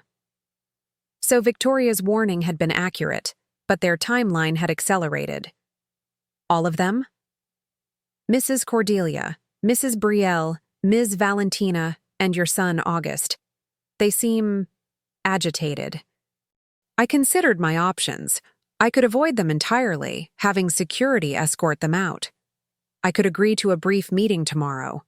Or I could face them now, on my terms. in my territory. Tell the hotel to send them to the rooftop terrace in Ni Alley 30 minutes. And Marie, please call Philippe. I need an update on Azure Haven. When I arrived at the terrace, they were already there, looking both out of place and oddly desperate. Cordelia was dressed for what she clearly thought was a royal audience, dripping in jewelry. Brielle and Valentina had apparently hit the Monaco boutiques upon arrival, their new outfits still carrying the creased look of hasty purchases. Only August seemed subdued, hanging back from the others with a look of embarrassment. Giovanna! Cordelia rushed forward. What a coincidence.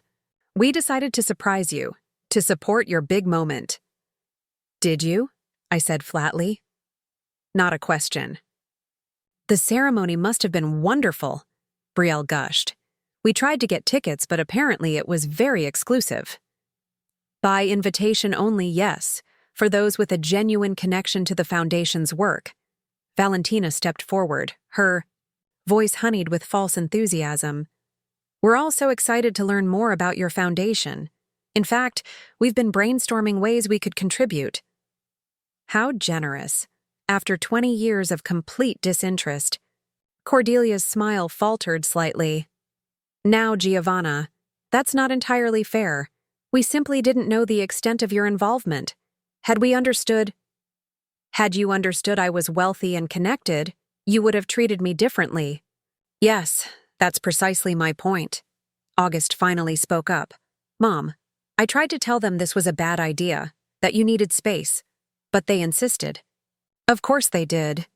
I gestured for them to sit. So, now that you're here, what exactly do you want? The three women exchanged glances before Brielle took the lead. We want to make amends, to be part of your life going forward, to support your important work. In what capacity exactly? None of you have backgrounds in education, international development, or philanthropy. Well, Cordelia said, straightening her spine, I've been on the board of several charities over the years. I'm quite experienced in fundraising galas and society events. Our foundation doesn't host galas.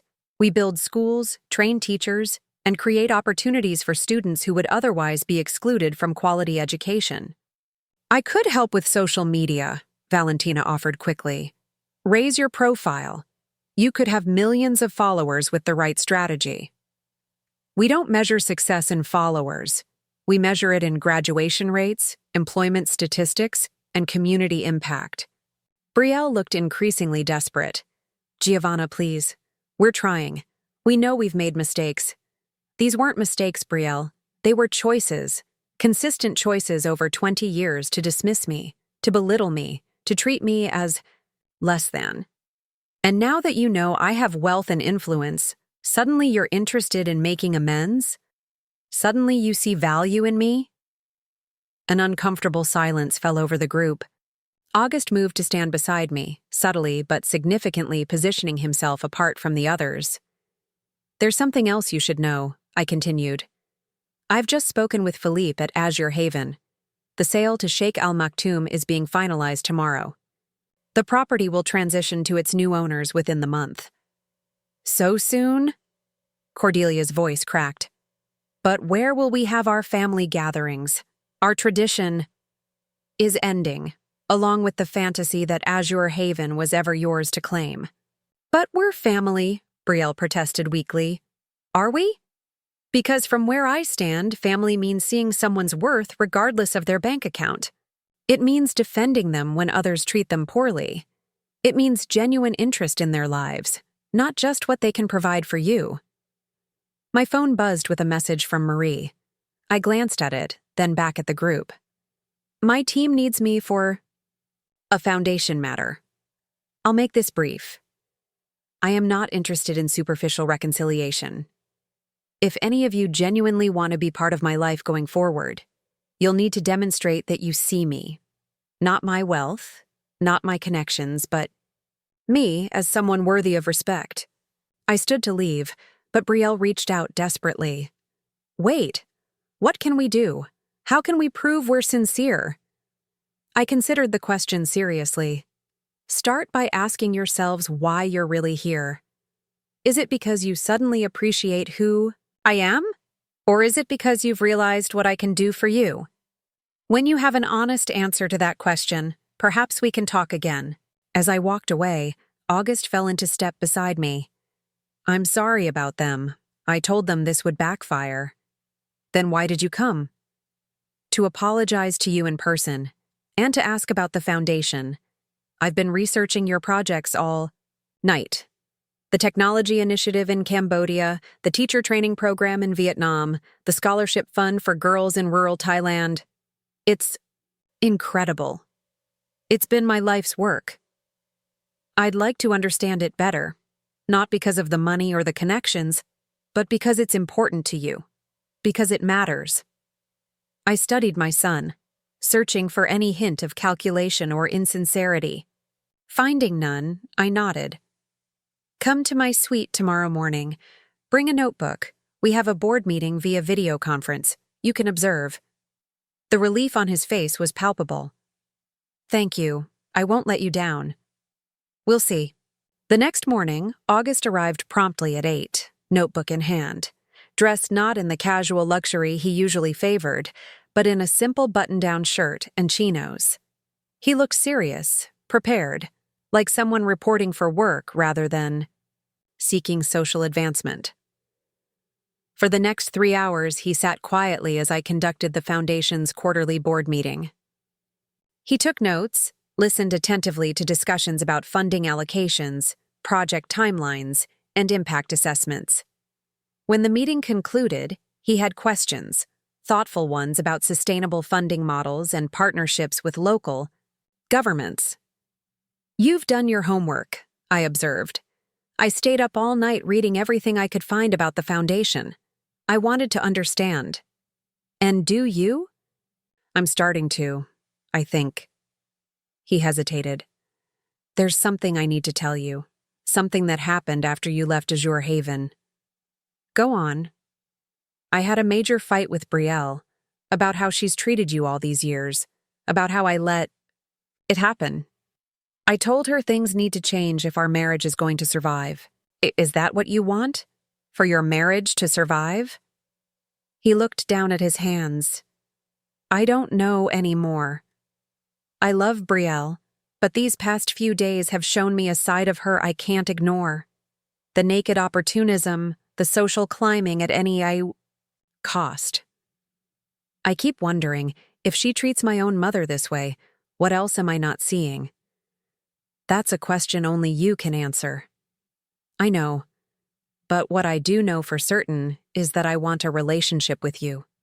A real one. And I want to be part of the Foundation's work, if you'll let me. Not as a figurehead, but as someone who contributes meaningfully. I considered his words. 20 years of disappointment made me cautious, but I could recognize genuine remorse when I saw it. It won't be easy. You'd need to earn the team's trust. Learn the work from the ground up. I'm willing to do that. Why? What changed, August, beyond learning about the money? Seeing you at that CNN interview, watching you talk about those students, those communities. You came alive, in a way I've never seen before. It made me realize there's this whole side of you I've never known, a purpose that gives you joy. And I've missed it all because I was too busy trying to fit into a family that never really accepted either of us. There was truth in his words. Painful, honest truth that couldn't be manufactured for advantage. The Foundation is opening a new campus in Singapore next month, I said finally. We need someone to liaise with local businesses for internship placements. It's entry-level work, but important. His face lit up. I could do that. I already have contacts in the business community there. You'd report to our education director, not to me. No special treatment. I wouldn't want any. And the position is unpaid, at least initially. We prefer to direct our funds to programs, not administrative salaries. I have savings. I'll manage. I nodded slowly. Then we'll see how it goes, one step at a time. His smile was genuine, the same smile he'd had as a boy when he accomplished something difficult but worthwhile. "Thank you for giving me a chance. I won't waste it." Later that afternoon, as I prepared for a private dinner with Prince Albert and several other philanthropists, Marie informed me that Cordelia, Brielle, and Valentina had checked out of the hotel and booked flights back to the States. "They left a rather dramatic note," she added, handing me an envelope. Inside was a handwritten letter from Cordelia, its tone vacillating between wounded dignity and veiled threats. "Giovanna, after your cruel rebuke last night, we see that you have no intention of true reconciliation. If you choose to cut ties with your family because of ancient slights, that is your prerogative. But be warned that the society circles you now move in can be fickle, and one never knows when one might need family connections again. We will be making alternative arrangements for future family gatherings. Perhaps your grand foundation will keep you warm in your old age." I handed the note back to Marie with a small smile. "File it with the others." The others? 20. Years of subtle threats, backhanded compliments, and passive-aggressive notes. I've kept them all. A reminder of why boundaries matter. That evening, as I dined with actual royalty and discussed genuinely important work, I reflected on Cordelia's parting shot. Would my foundation keep me warm in my old age? In a way, yes. Not the money or the accolades, but the knowledge that thousands of students were building better lives because of our work. The communities that had grown stronger. The opportunities that had expanded. The potential that had been unlocked. These were the true legacy of my old age. The next day, August and I flew to Singapore for the Foundation's regional meeting. As the private jet climbed above the clouds, he gazed out the window, his expression thoughtful. "What are you thinking?" I asked. "About all the time I wasted. All the years I could have been part of this." "We can't change the past, August. We can only decide what to do with the present." "I know, and I've decided." He turned to face me. "I'm filing for divorce when we return to the States. Brielle and we want different things. She sees relationships as transactions, people as stepping stones. I don't want to live that way anymore." "Are you sure? Divorce isn't easy." He smiled sadly. "I learned from watching you all these years. Sometimes walking away is the strongest choice you can make." As the plane soared toward Singapore, toward a future neither of us had anticipated just a week ago, I felt a profound sense of peace. The woman the Carringtons had dismissed as just an old woman had not only reclaimed her power, but found a way forward that honored her true self. At 62, my life wasn't ending. It was evolving. The foundation was expanding, my relationship with my son was transforming, and my world was opening in ways I had never anticipated when I had first allowed the Carringtons to vacation at Azure Haven. Sometimes the most powerful revelation isn't showing others who you really are. It's finally, after years of hiding, allowing yourself to live as that person, unapologetically, authentically, gloriously free of others' expectations. And as for the vacation property that had started it all, Sheikh Al Maktoum's Educational Institute would open its doors the following year, welcoming students from across Southeast Asia. The deed would bear a plaque that read, "Founded with the generous support of the Domenico Carrington Foundation and its chairwoman Giovanna Blackwood." The old woman they had dismissed had transformed their playground into a launching pad for the next generation. It was, I thought with satisfaction, the perfect ending to one chapter and the perfect beginning of the next. "Look," August said, pointing out the window as Singapore came into view below, the city-state glittering in the afternoon sun. Home. And for the first time in 20 years, that word felt entirely true. 3 years passed in what felt like the blink of an eye. Singapore had become truly home, its vibrant energy and forward-thinking atmosphere perfectly matching the Foundation's vision.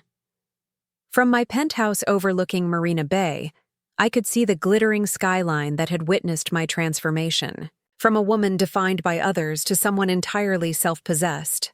The Domenico Carrington Foundation had grown exponentially. What had begun as a modest educational initiative now encompassed technology innovation centers, vocational training programs, and microfinancing for women entrepreneurs across 12 countries in Southeast Asia. Forbes had recently named us one of the most effective philanthropic organizations in the region, citing our unprecedented 94% program-to-overhead ratio. August had surprised everyone, including himself, with his dedication to the foundation's work. Starting as a business liaison, he had quickly proven his value, leveraging his corporate connections to create internship pipelines for our graduates. Now, as Director of Strategic Partnerships, he traveled extensively throughout the region, building relationships with tech companies, universities, and government agencies. The entitled Carrington heir had transformed into a passionate advocate for educational equality. His divorce from Brielle had been finalized within 6 months of our Monaco trip. She had fought it bitterly, not out of love but out of fear of losing access to what she now understood was extraordinary wealth and influence. When she realized that August was serious, that he truly intended to start over with a modest salary, at a foundation halfway around the world, her fury had been spectacular. The settlement had been generous but firm, with clear boundaries that prevented her from trading on the Carrington name for social advancement. I was reviewing quarterly reports in my home office when Marie appeared at the door. "A package arrived for you from New York, hand-delivered by courier." She placed a slim envelope on my desk. The return address was a surprise: Cordelia Carrington. In the 3 years since Azure Haven, Cordelia had maintained a dignified silence. Unlike Brielle, who had attempted several awkward reconciliations, always conveniently timed around major foundation events that attracted media attention, Cordelia had simply disappeared from my life. According to August, she had retreated to the family's estate in Connecticut, focusing on local charity work and occasionally lamenting the ungrateful son who abandoned his heritage. I opened the envelope carefully. Inside was an invitation to a gala benefiting the Metropolitan Museum of Art, along with a handwritten note: "Giovanna, I hope this letter finds you well. Time has a way of providing perspective. Perhaps, if your schedule permits, we might see each other at the gala. Cordelia." No apology. No acknowledgement of past behavior. Just a careful social overture disguised as casual coincidence. Classic Cordelia. I was still holding the invitation when August arrived for our weekly strategy meeting. He took one look at it and raised an eyebrow. "Grandmother's reaching out?" "It appears so, though reaching out might be an overstatement. More like extending the very tip of her little finger." He laughed. "Are you going to go?" "I haven't decided. The foundation does have supporters in New York I've been meaning to meet with. It could be efficient." "You mean you're curious?" "Perhaps a little." August settled into the chair across from my desk. "I ran into Valentina last month in London. Did I tell you?" "No, you didn't. How was that?" "Strange. She's changed. Married some tech entrepreneur, started a nonprofit focusing on ethical tech development. She actually asked intelligent questions about our work. People can surprise you. She apologized, Mom, specifically for how she treated you. Said she's been doing a lot of thinking about privilege and perception." I considered this information. One genuine apology in 3 years. Better than none, I suppose. "Would you be open to seeing her if she came to Singapore?" I'm not closed to the idea, though I'm not exactly holding my breath for a Carrington family reunion. August's phone buzzed. He glanced at it and grinned. "Speaking of family, Elise just landed.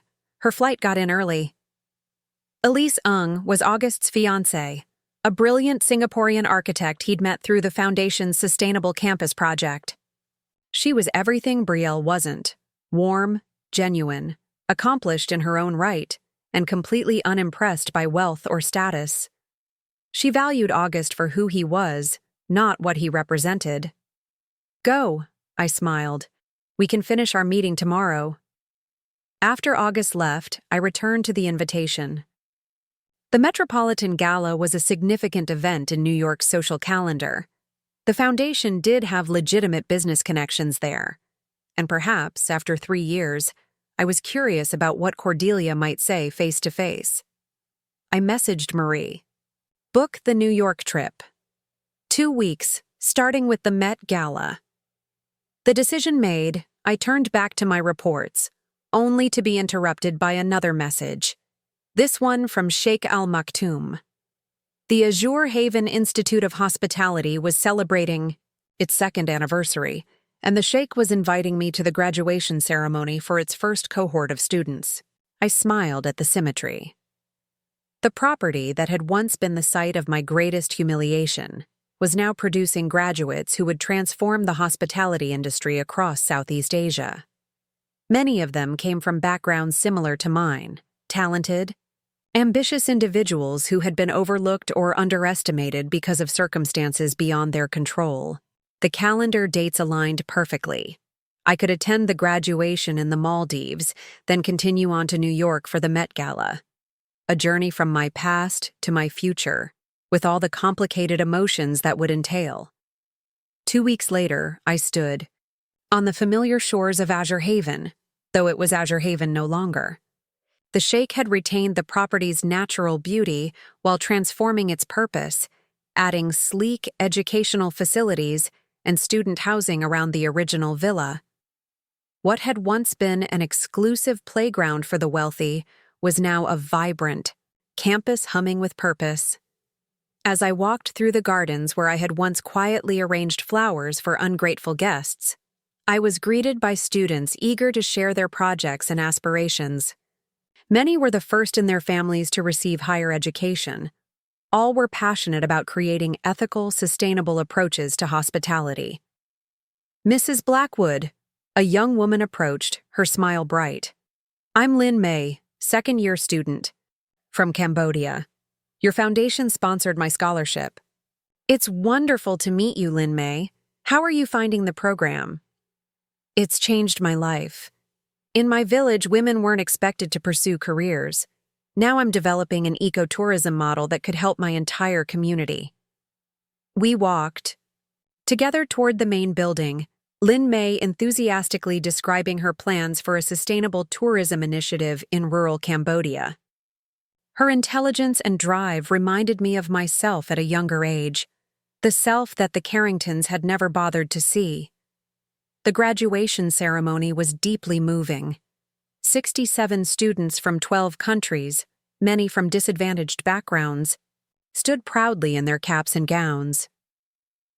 The valedictorian, a young man from a fishing village in Vietnam, spoke eloquently about redefining luxury as something that uplifts both guests and communities. "True hospitality isn't about expensive trappings," he said.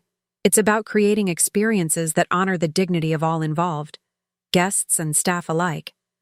I couldn't help but think about how the Carringtons had defined luxury as exclusivity, as separation, as the marking of territory between the worthy and the unworthy. How different might things have been if they had understood what this young man grasped so intuitively?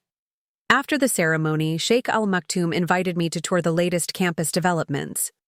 The original master suite, my private sanctuary during those family vacations, had been transformed into a design studio where students created innovative hospitality concepts. "We've kept something for you," the Sheikh said, leading me to a small courtyard garden, a reminder of transformation. There, nestled among tropical blooms, was a plaque. "The Giovanna Blackwood Garden of New Beginnings. From humility comes strength." I was speechless, deeply moved by the gesture. "Your story inspired many of our students," he explained. "How you turned exclusion into opportunity, how you rebuilt your life on your own terms. We wanted to honor that journey." Later that evening, as I prepared to leave for my flight to New York, I took one final walk along the beach. This place had been both my prison and my liberation. Walking away from it 3 years ago had been necessary, but returning now, seeing its transformation, brought a sense of completion. My phone buzzed with a message from August. Campus looks amazing in the photos. Safe travels to New York. Remember, you don't owe grandmother anything. He was right, of course. I didn't owe Cordelia a meeting, an explanation, or even courtesy beyond the basics. But I was curious about what 3 years might have changed. And perhaps, though I was reluctant to admit it, I wanted her to see exactly who I had become. The flight to New York gave me time to prepare mentally. Marie had arranged for me to meet with several foundation donors and potential partners while in the city. The Met Gala would be just one event in a busy schedule, important perspective to maintain. New York welcomed me with its characteristic energy. My suite at the Pierre overlooked Central Park, the city sprawling beyond in all its chaotic glory. I'd always loved New York, its resilience, its reinvention, its refusal to apologize for what it was. The afternoon of the gala, as I was reviewing notes for a meeting the following day, Marie announced an unexpected visitor.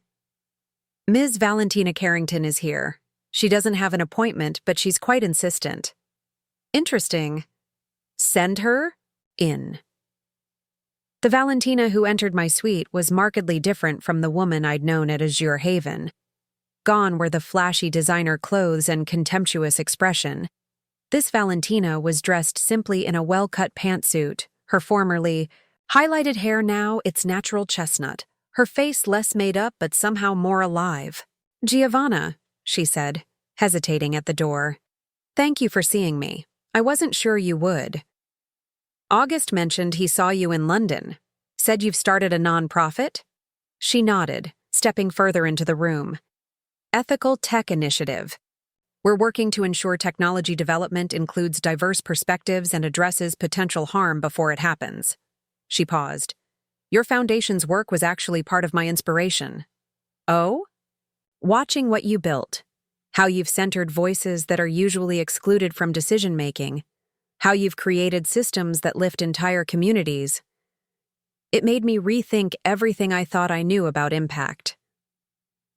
I gestured for her to sit. That's quite a shift from the Valentina I knew. She winced slightly. "I was awful to you. Dismissive, condescending, completely blind to my own privilege. There's no excuse for it. But I want you to know that I've spent these past 3 years trying to become someone different, someone better." Her directness surprised me. No hedging, no qualifications, no excuses. "August speaks highly of your work," I offered. "He's been incredibly generous. More than I deserved." She leaned forward slightly. "I should tell you why I'm here. It's about tonight." "The gala?" "Grandmother has orchestrated something of a situation. She's invited everyone, the entire extended Carrington family, plus half of New York society. She's been telling people she's reconciling with you, positioning herself as the gracious matriarch welcoming back the prodigal daughter-in-law." I laughed despite myself. "Some things never change. That's why I came to warn you. She's trying to co-opt your success, Giovanna. Suggesting that your foundation's work is somehow a Carrington family initiative that she's always supported from behind the scenes. That's ambitious, even for Cordelia. She's desperate. The family's social standing has declined since you left. The Azure Haven sale, August's divorce from Brielle, your foundation's success. It's all created a narrative she can't control. People ask questions she can't answer. So she's trying to rewrite history. Exactly. Tonight is her attempt to align herself with your success rather than acknowledging her role in dismissing it. I considered this information carefully. Thank you for telling me. It's useful to be prepared. Valentina stood to leave. I won't be at the gala. I couldn't stomach watching her performance. But I wanted you to know that not all of us are still playing her games. Some of us have actually grown up. She hesitated at the door. For what it's worth, I'm truly sorry for who I was back then. You deserved better. After she left, I called Marie in to adjust our plans for the evening. If Cordelia wanted a performance, I would give her one, but not the one she expected. The Metropolitan Museum glowed with elegant lighting as I arrived for the gala. The event's theme was Bridges Between Worlds, celebrating cross-cultural artistic influence, ironically appropriate for the evening ahead. Marie had outdone herself with my ensemble, a stunning gown by a Cambodian designer from our foundation's artisan initiative, paired with jewelry crafted by women entrepreneurs from our microfinance program. Every element of my appearance told the story of the foundation's work, from the sustainably sourced silk to the traditional techniques that had been preserved through our cultural heritage projects. I had barely entered the grand hall when I spotted Cordelia holding court near the Egyptian wing, surrounded by attentive listeners. She was immaculately dressed as always, though I noted the subtle signs of age that 3 years had added, deeper lines around her eyes, a slight stoop, to her previously ramrod posture. She saw me at the same moment, her eyes widening slightly before she composed herself into a practiced smile. Giovanna, what a delightful surprise! As if she hadn't specifically invited me, as if this entire scenario wasn't her creation. Cordelia, I replied calmly, it's been some time. Too long, she declared, loud enough for those around her to hear. Family should never be separated by distance or misunderstandings. I completely agree, though I'm not sure I'd characterize calculated disrespect as a misunderstanding. Her smile tightened almost imperceptibly. Always so direct. That's what I've admired about you. Now come. There are people you simply must meet. The Foundation's work is attracting quite the attention in New York. So Valentina had been right. Cordelia was positioning herself as my patron, my champion, the wise matriarch who had somehow guided my success from afar. Before we do that, I said pleasantly, there's someone I'd like you to meet. I gestured toward the entrance, where a young woman had just arrived. Lynn May, our student from the Azure Haven Institute, looked radiant in a formal dress that incorporated elements of traditional Cambodian design. Lynn May is the top student at the Azure Haven Institute, the educational center that was established at what was once your family vacation home. She's here representing the graduating class at tomorrow's foundation benefit. Cordelia's smile faltered for just a moment. How lovely. The house has become a school? A world-class hospitality institute focused on sustainable tourism and ethical business practices. Many of our graduates go on to transform their home communities. Lynn May is developing an eco-tourism initiative that will provide economic opportunities for women in her village. Lynn May stepped forward with perfect poise. It's an honor to meet you, Mrs. Carrington. Mrs. Blackwood has told us how the Foundation's work began because of a pivotal moment involving your family.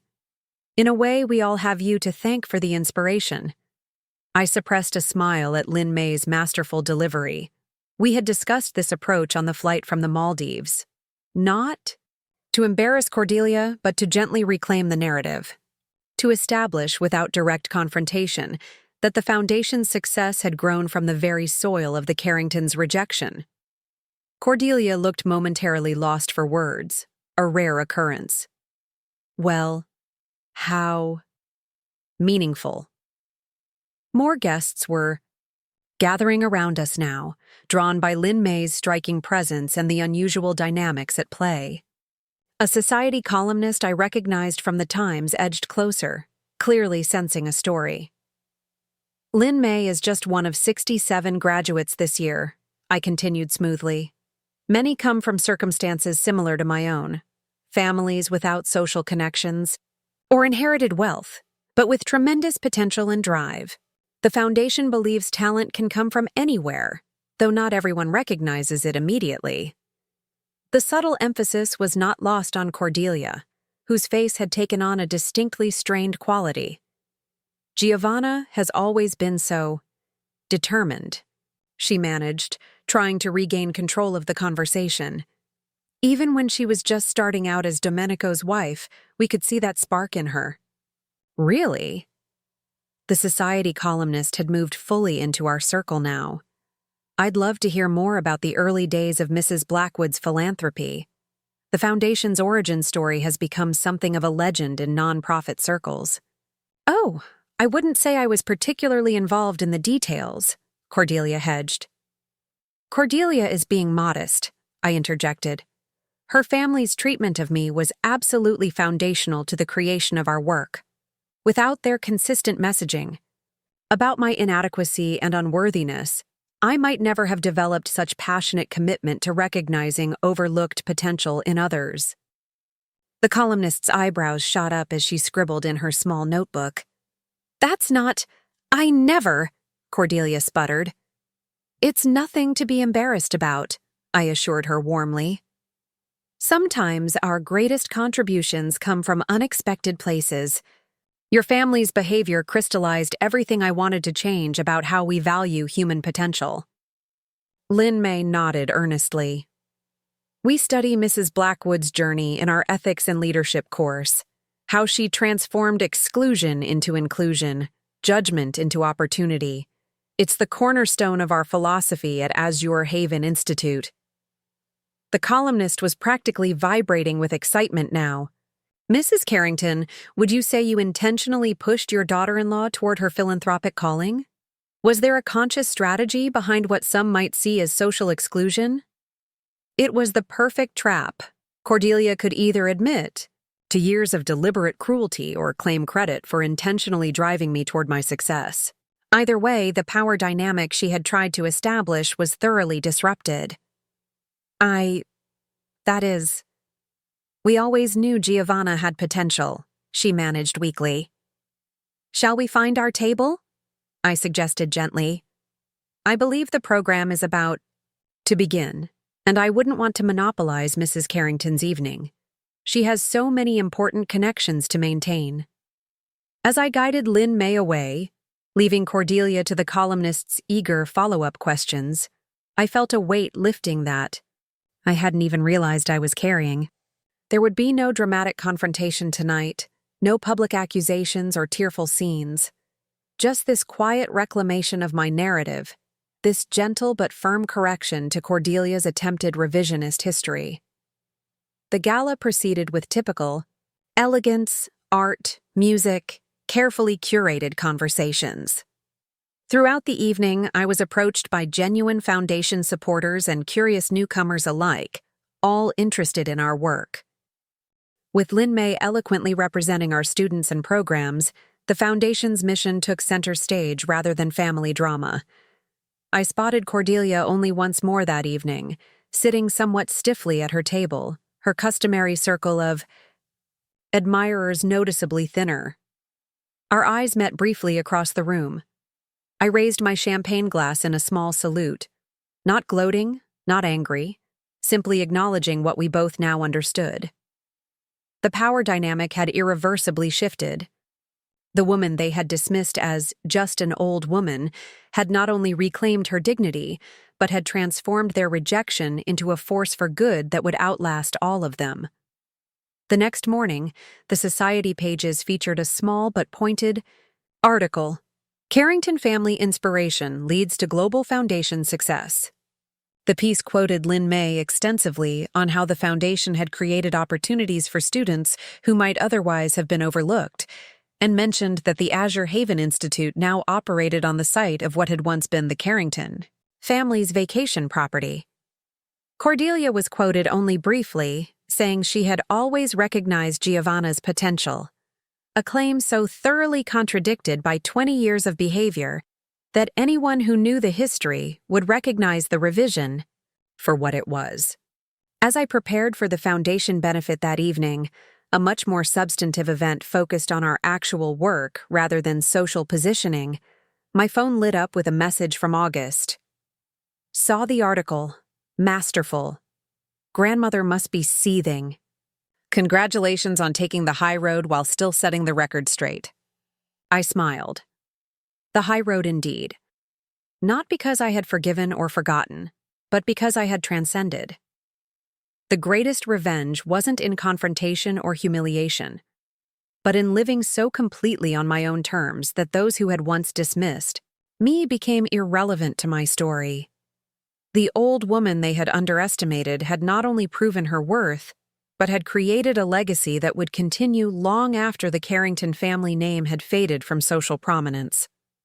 And that, I realized, as I headed out to celebrate our graduates' achievements, was the most satisfying conclusion of all.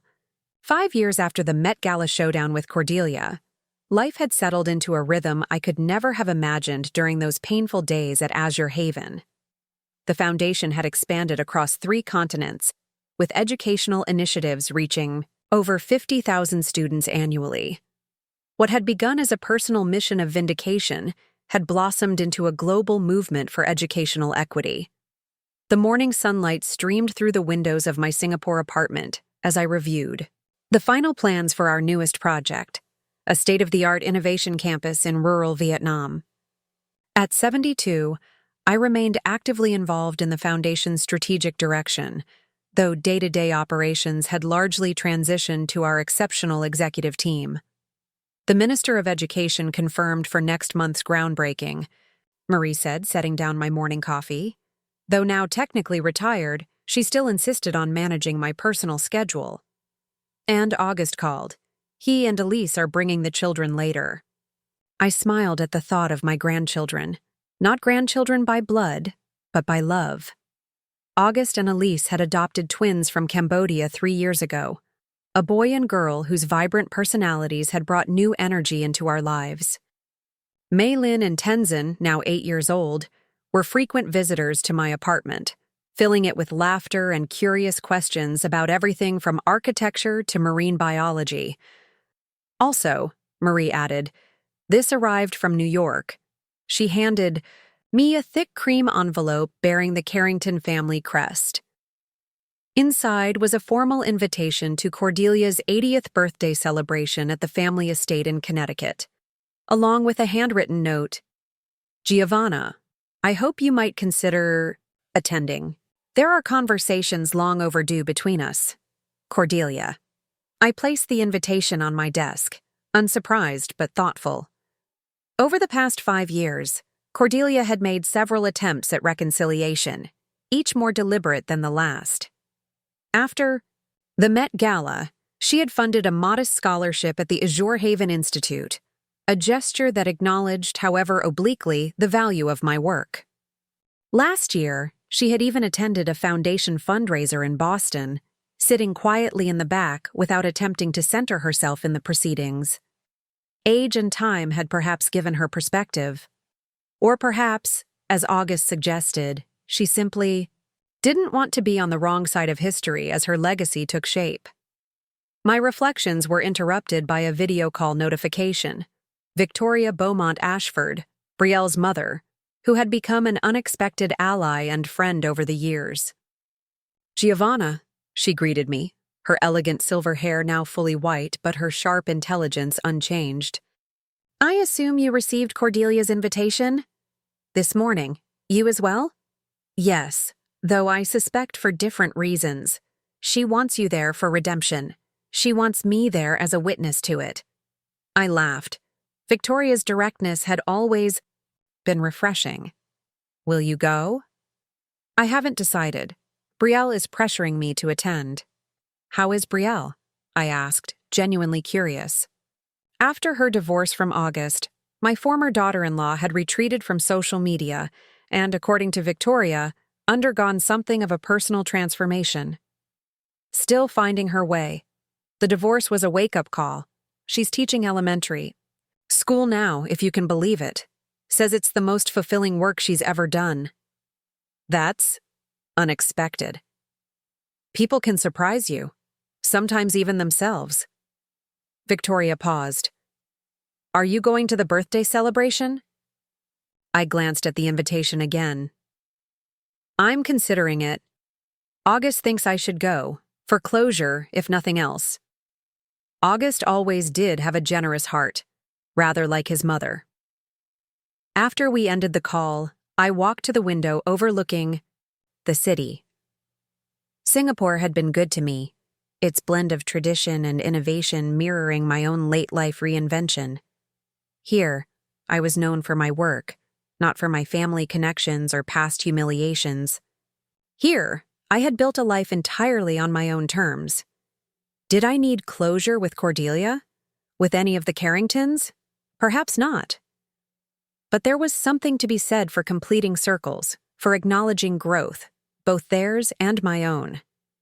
I messaged, August, I'm considering accepting Cordelia's invitation. Your thoughts? His reply came quickly. Only if it feels right to you. Elise and I would come with you for support. The twins are old enough to understand a family with complicated history. Family with complicated history. Such a diplomatic way to describe what had happened between us all. But then, August had always been a bridge builder, even as a child. It was what made him such an effective leader at the foundation now. That evening, as August's family gathered in my home for dinner, the conversation inevitably turned to Cordelia's invitation. So you'll be going to America to see great-grandmother? Maylin asked, her bright eyes curious. Is she nice? August and I exchanged glances. How to explain Cordelia to a child? Your great-grandmother is complicated, I said carefully. She and I have a history that wasn't always positive, but people can change as they grow older. Like how Tenzin used to pull my hair, but now he's my best friend, Maylin asked. I smiled. Something like that, though adult relationships can be more complex. If she was mean to you, why would you go see her? Tenzin asked with the direct logic of a child. It was a good question, one I'd been asking myself since the invitation arrived. Sometimes, Elise interjected gently, we give people chances to show us they've changed. And sometimes we go not for them, but for ourselves, to show that we've moved beyond the hurt they caused. And sometimes, August added, we go to honor the journey, not just the starting point. Grandmother has built something remarkable from difficult beginnings. That's a powerful example for anyone, including great-grandmother. I looked at my son with quiet pride. For all the mistakes I'd made, for all the years of silence and accommodation, I had somehow raised a man of profound emotional intelligence. Perhaps that, more than any foundation or award, was my greatest achievement. I think I'll go, I said finally. Not for Cordelia, but for myself. To close a chapter properly. 1 month later, I found myself on the winding driveway of the Carrington estate in Connecticut. The grand Victorian mansion looked much as it had the last time I'd visited, decades earlier, though the gardens seemed less manicured, the grandeur slightly faded around the edges. August, Elise, and the twins had arrived separately and would join us for the formal dinner. For this initial reunion, I had chosen to come alone, a deliberate statement that I needed no protection or support. In facing Cordelia, the butler who answered the door was unfamiliar, but the formal stiffness with which he greeted me was a Carrington tradition. Mrs. Blackwood, Mrs. Carrington is expecting you in the solarium. I followed him through the familiar hallways, past oil paintings of Carrington ancestors who had looked down on me with the same dismissive gaze as their descendants. The solarium, however, was a surprise.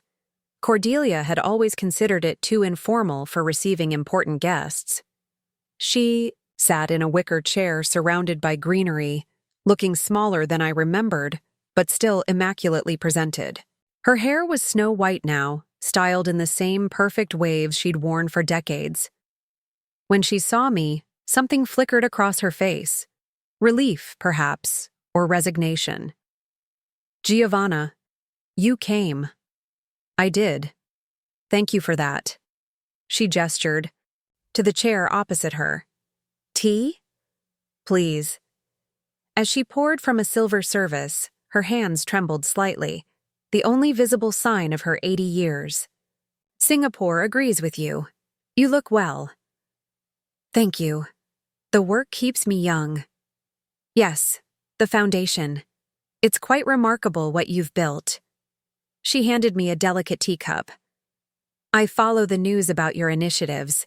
The technology campus in Vietnam is particularly impressive. I accepted the cup, slightly surprised by her knowledge of our current projects.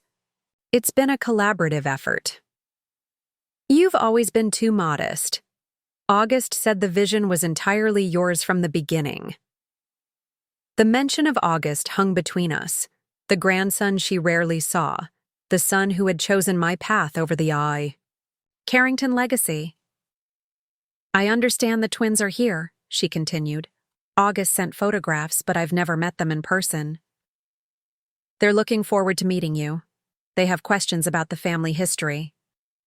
I imagine they do. Cordelia set down her teacup with precision. Children have a way of cutting through pretense, of demanding truth. They do. A silence stretched between us, filled with the weight of unspoken history. Finally, Cordelia straightened her shoulders in that characteristic gesture I remembered so well. I owe you an apology, Giovanna. Long overdue and likely insufficient, but sincere nonetheless. Though I had wondered if this moment might come, actually hearing the words was startling. I'm listening. When Domenico married you, I saw only what I expected to see. Someone beneath our station, someone unworthy of the Carrington name. I never looked deeper, never questioned my assumptions.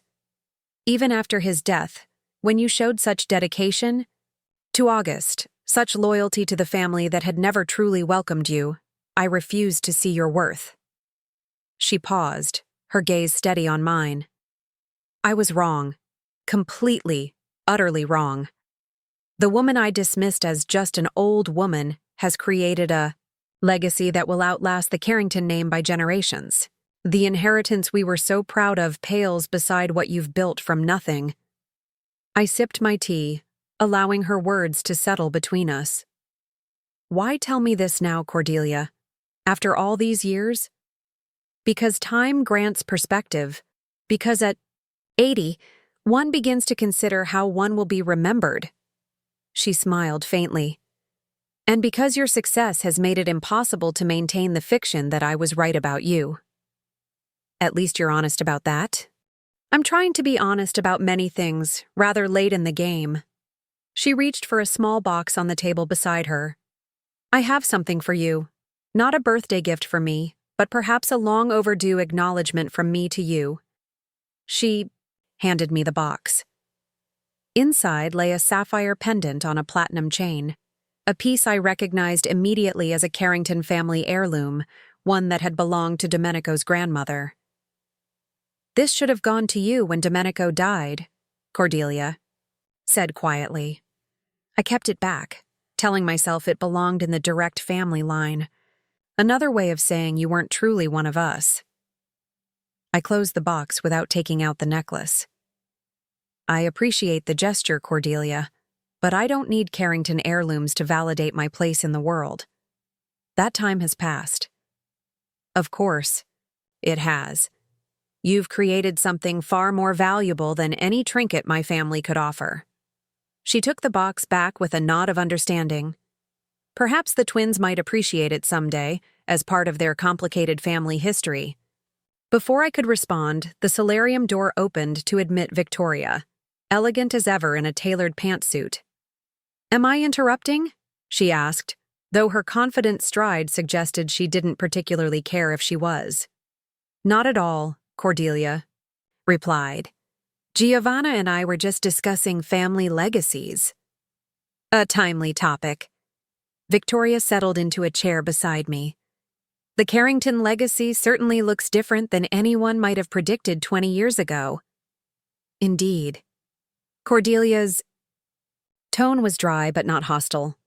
The two of you have become friends, I understand. We share certain perspectives, Victoria replied, on business, philanthropy, and the raising of occasionally challenging daughters. I couldn't help but smile at that. Victoria's candor about Brielle's flaws had been refreshing from the first. "How is Brielle?" Cordelia asked. "Will she be joining us tonight?" "She's arriving later. She's been nervous about this gathering, about seeing August and his family particularly." I nodded, understanding the complexity. It's been 8 years since the divorce. They've both moved on.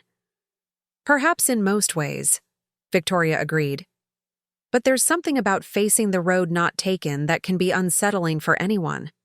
The afternoon progressed with carefully navigated conversations. More family members arrived: distant cousins, Valentina and her husband, various Carrington connections who greeted me with the curious respect accorded to someone whose public accomplishments couldn't be ignored, however much they might have preferred to. When August arrived with Elise and the twins, the energy shifted palpably. The children brought an authenticity to the formal gathering that cut through decades of artifice. They asked direct questions, made honest observations, and approached Cordelia with the uncomplicated curiosity of the young meeting the very old. "Are you really 80? Maylin asked, studying Cordelia's face.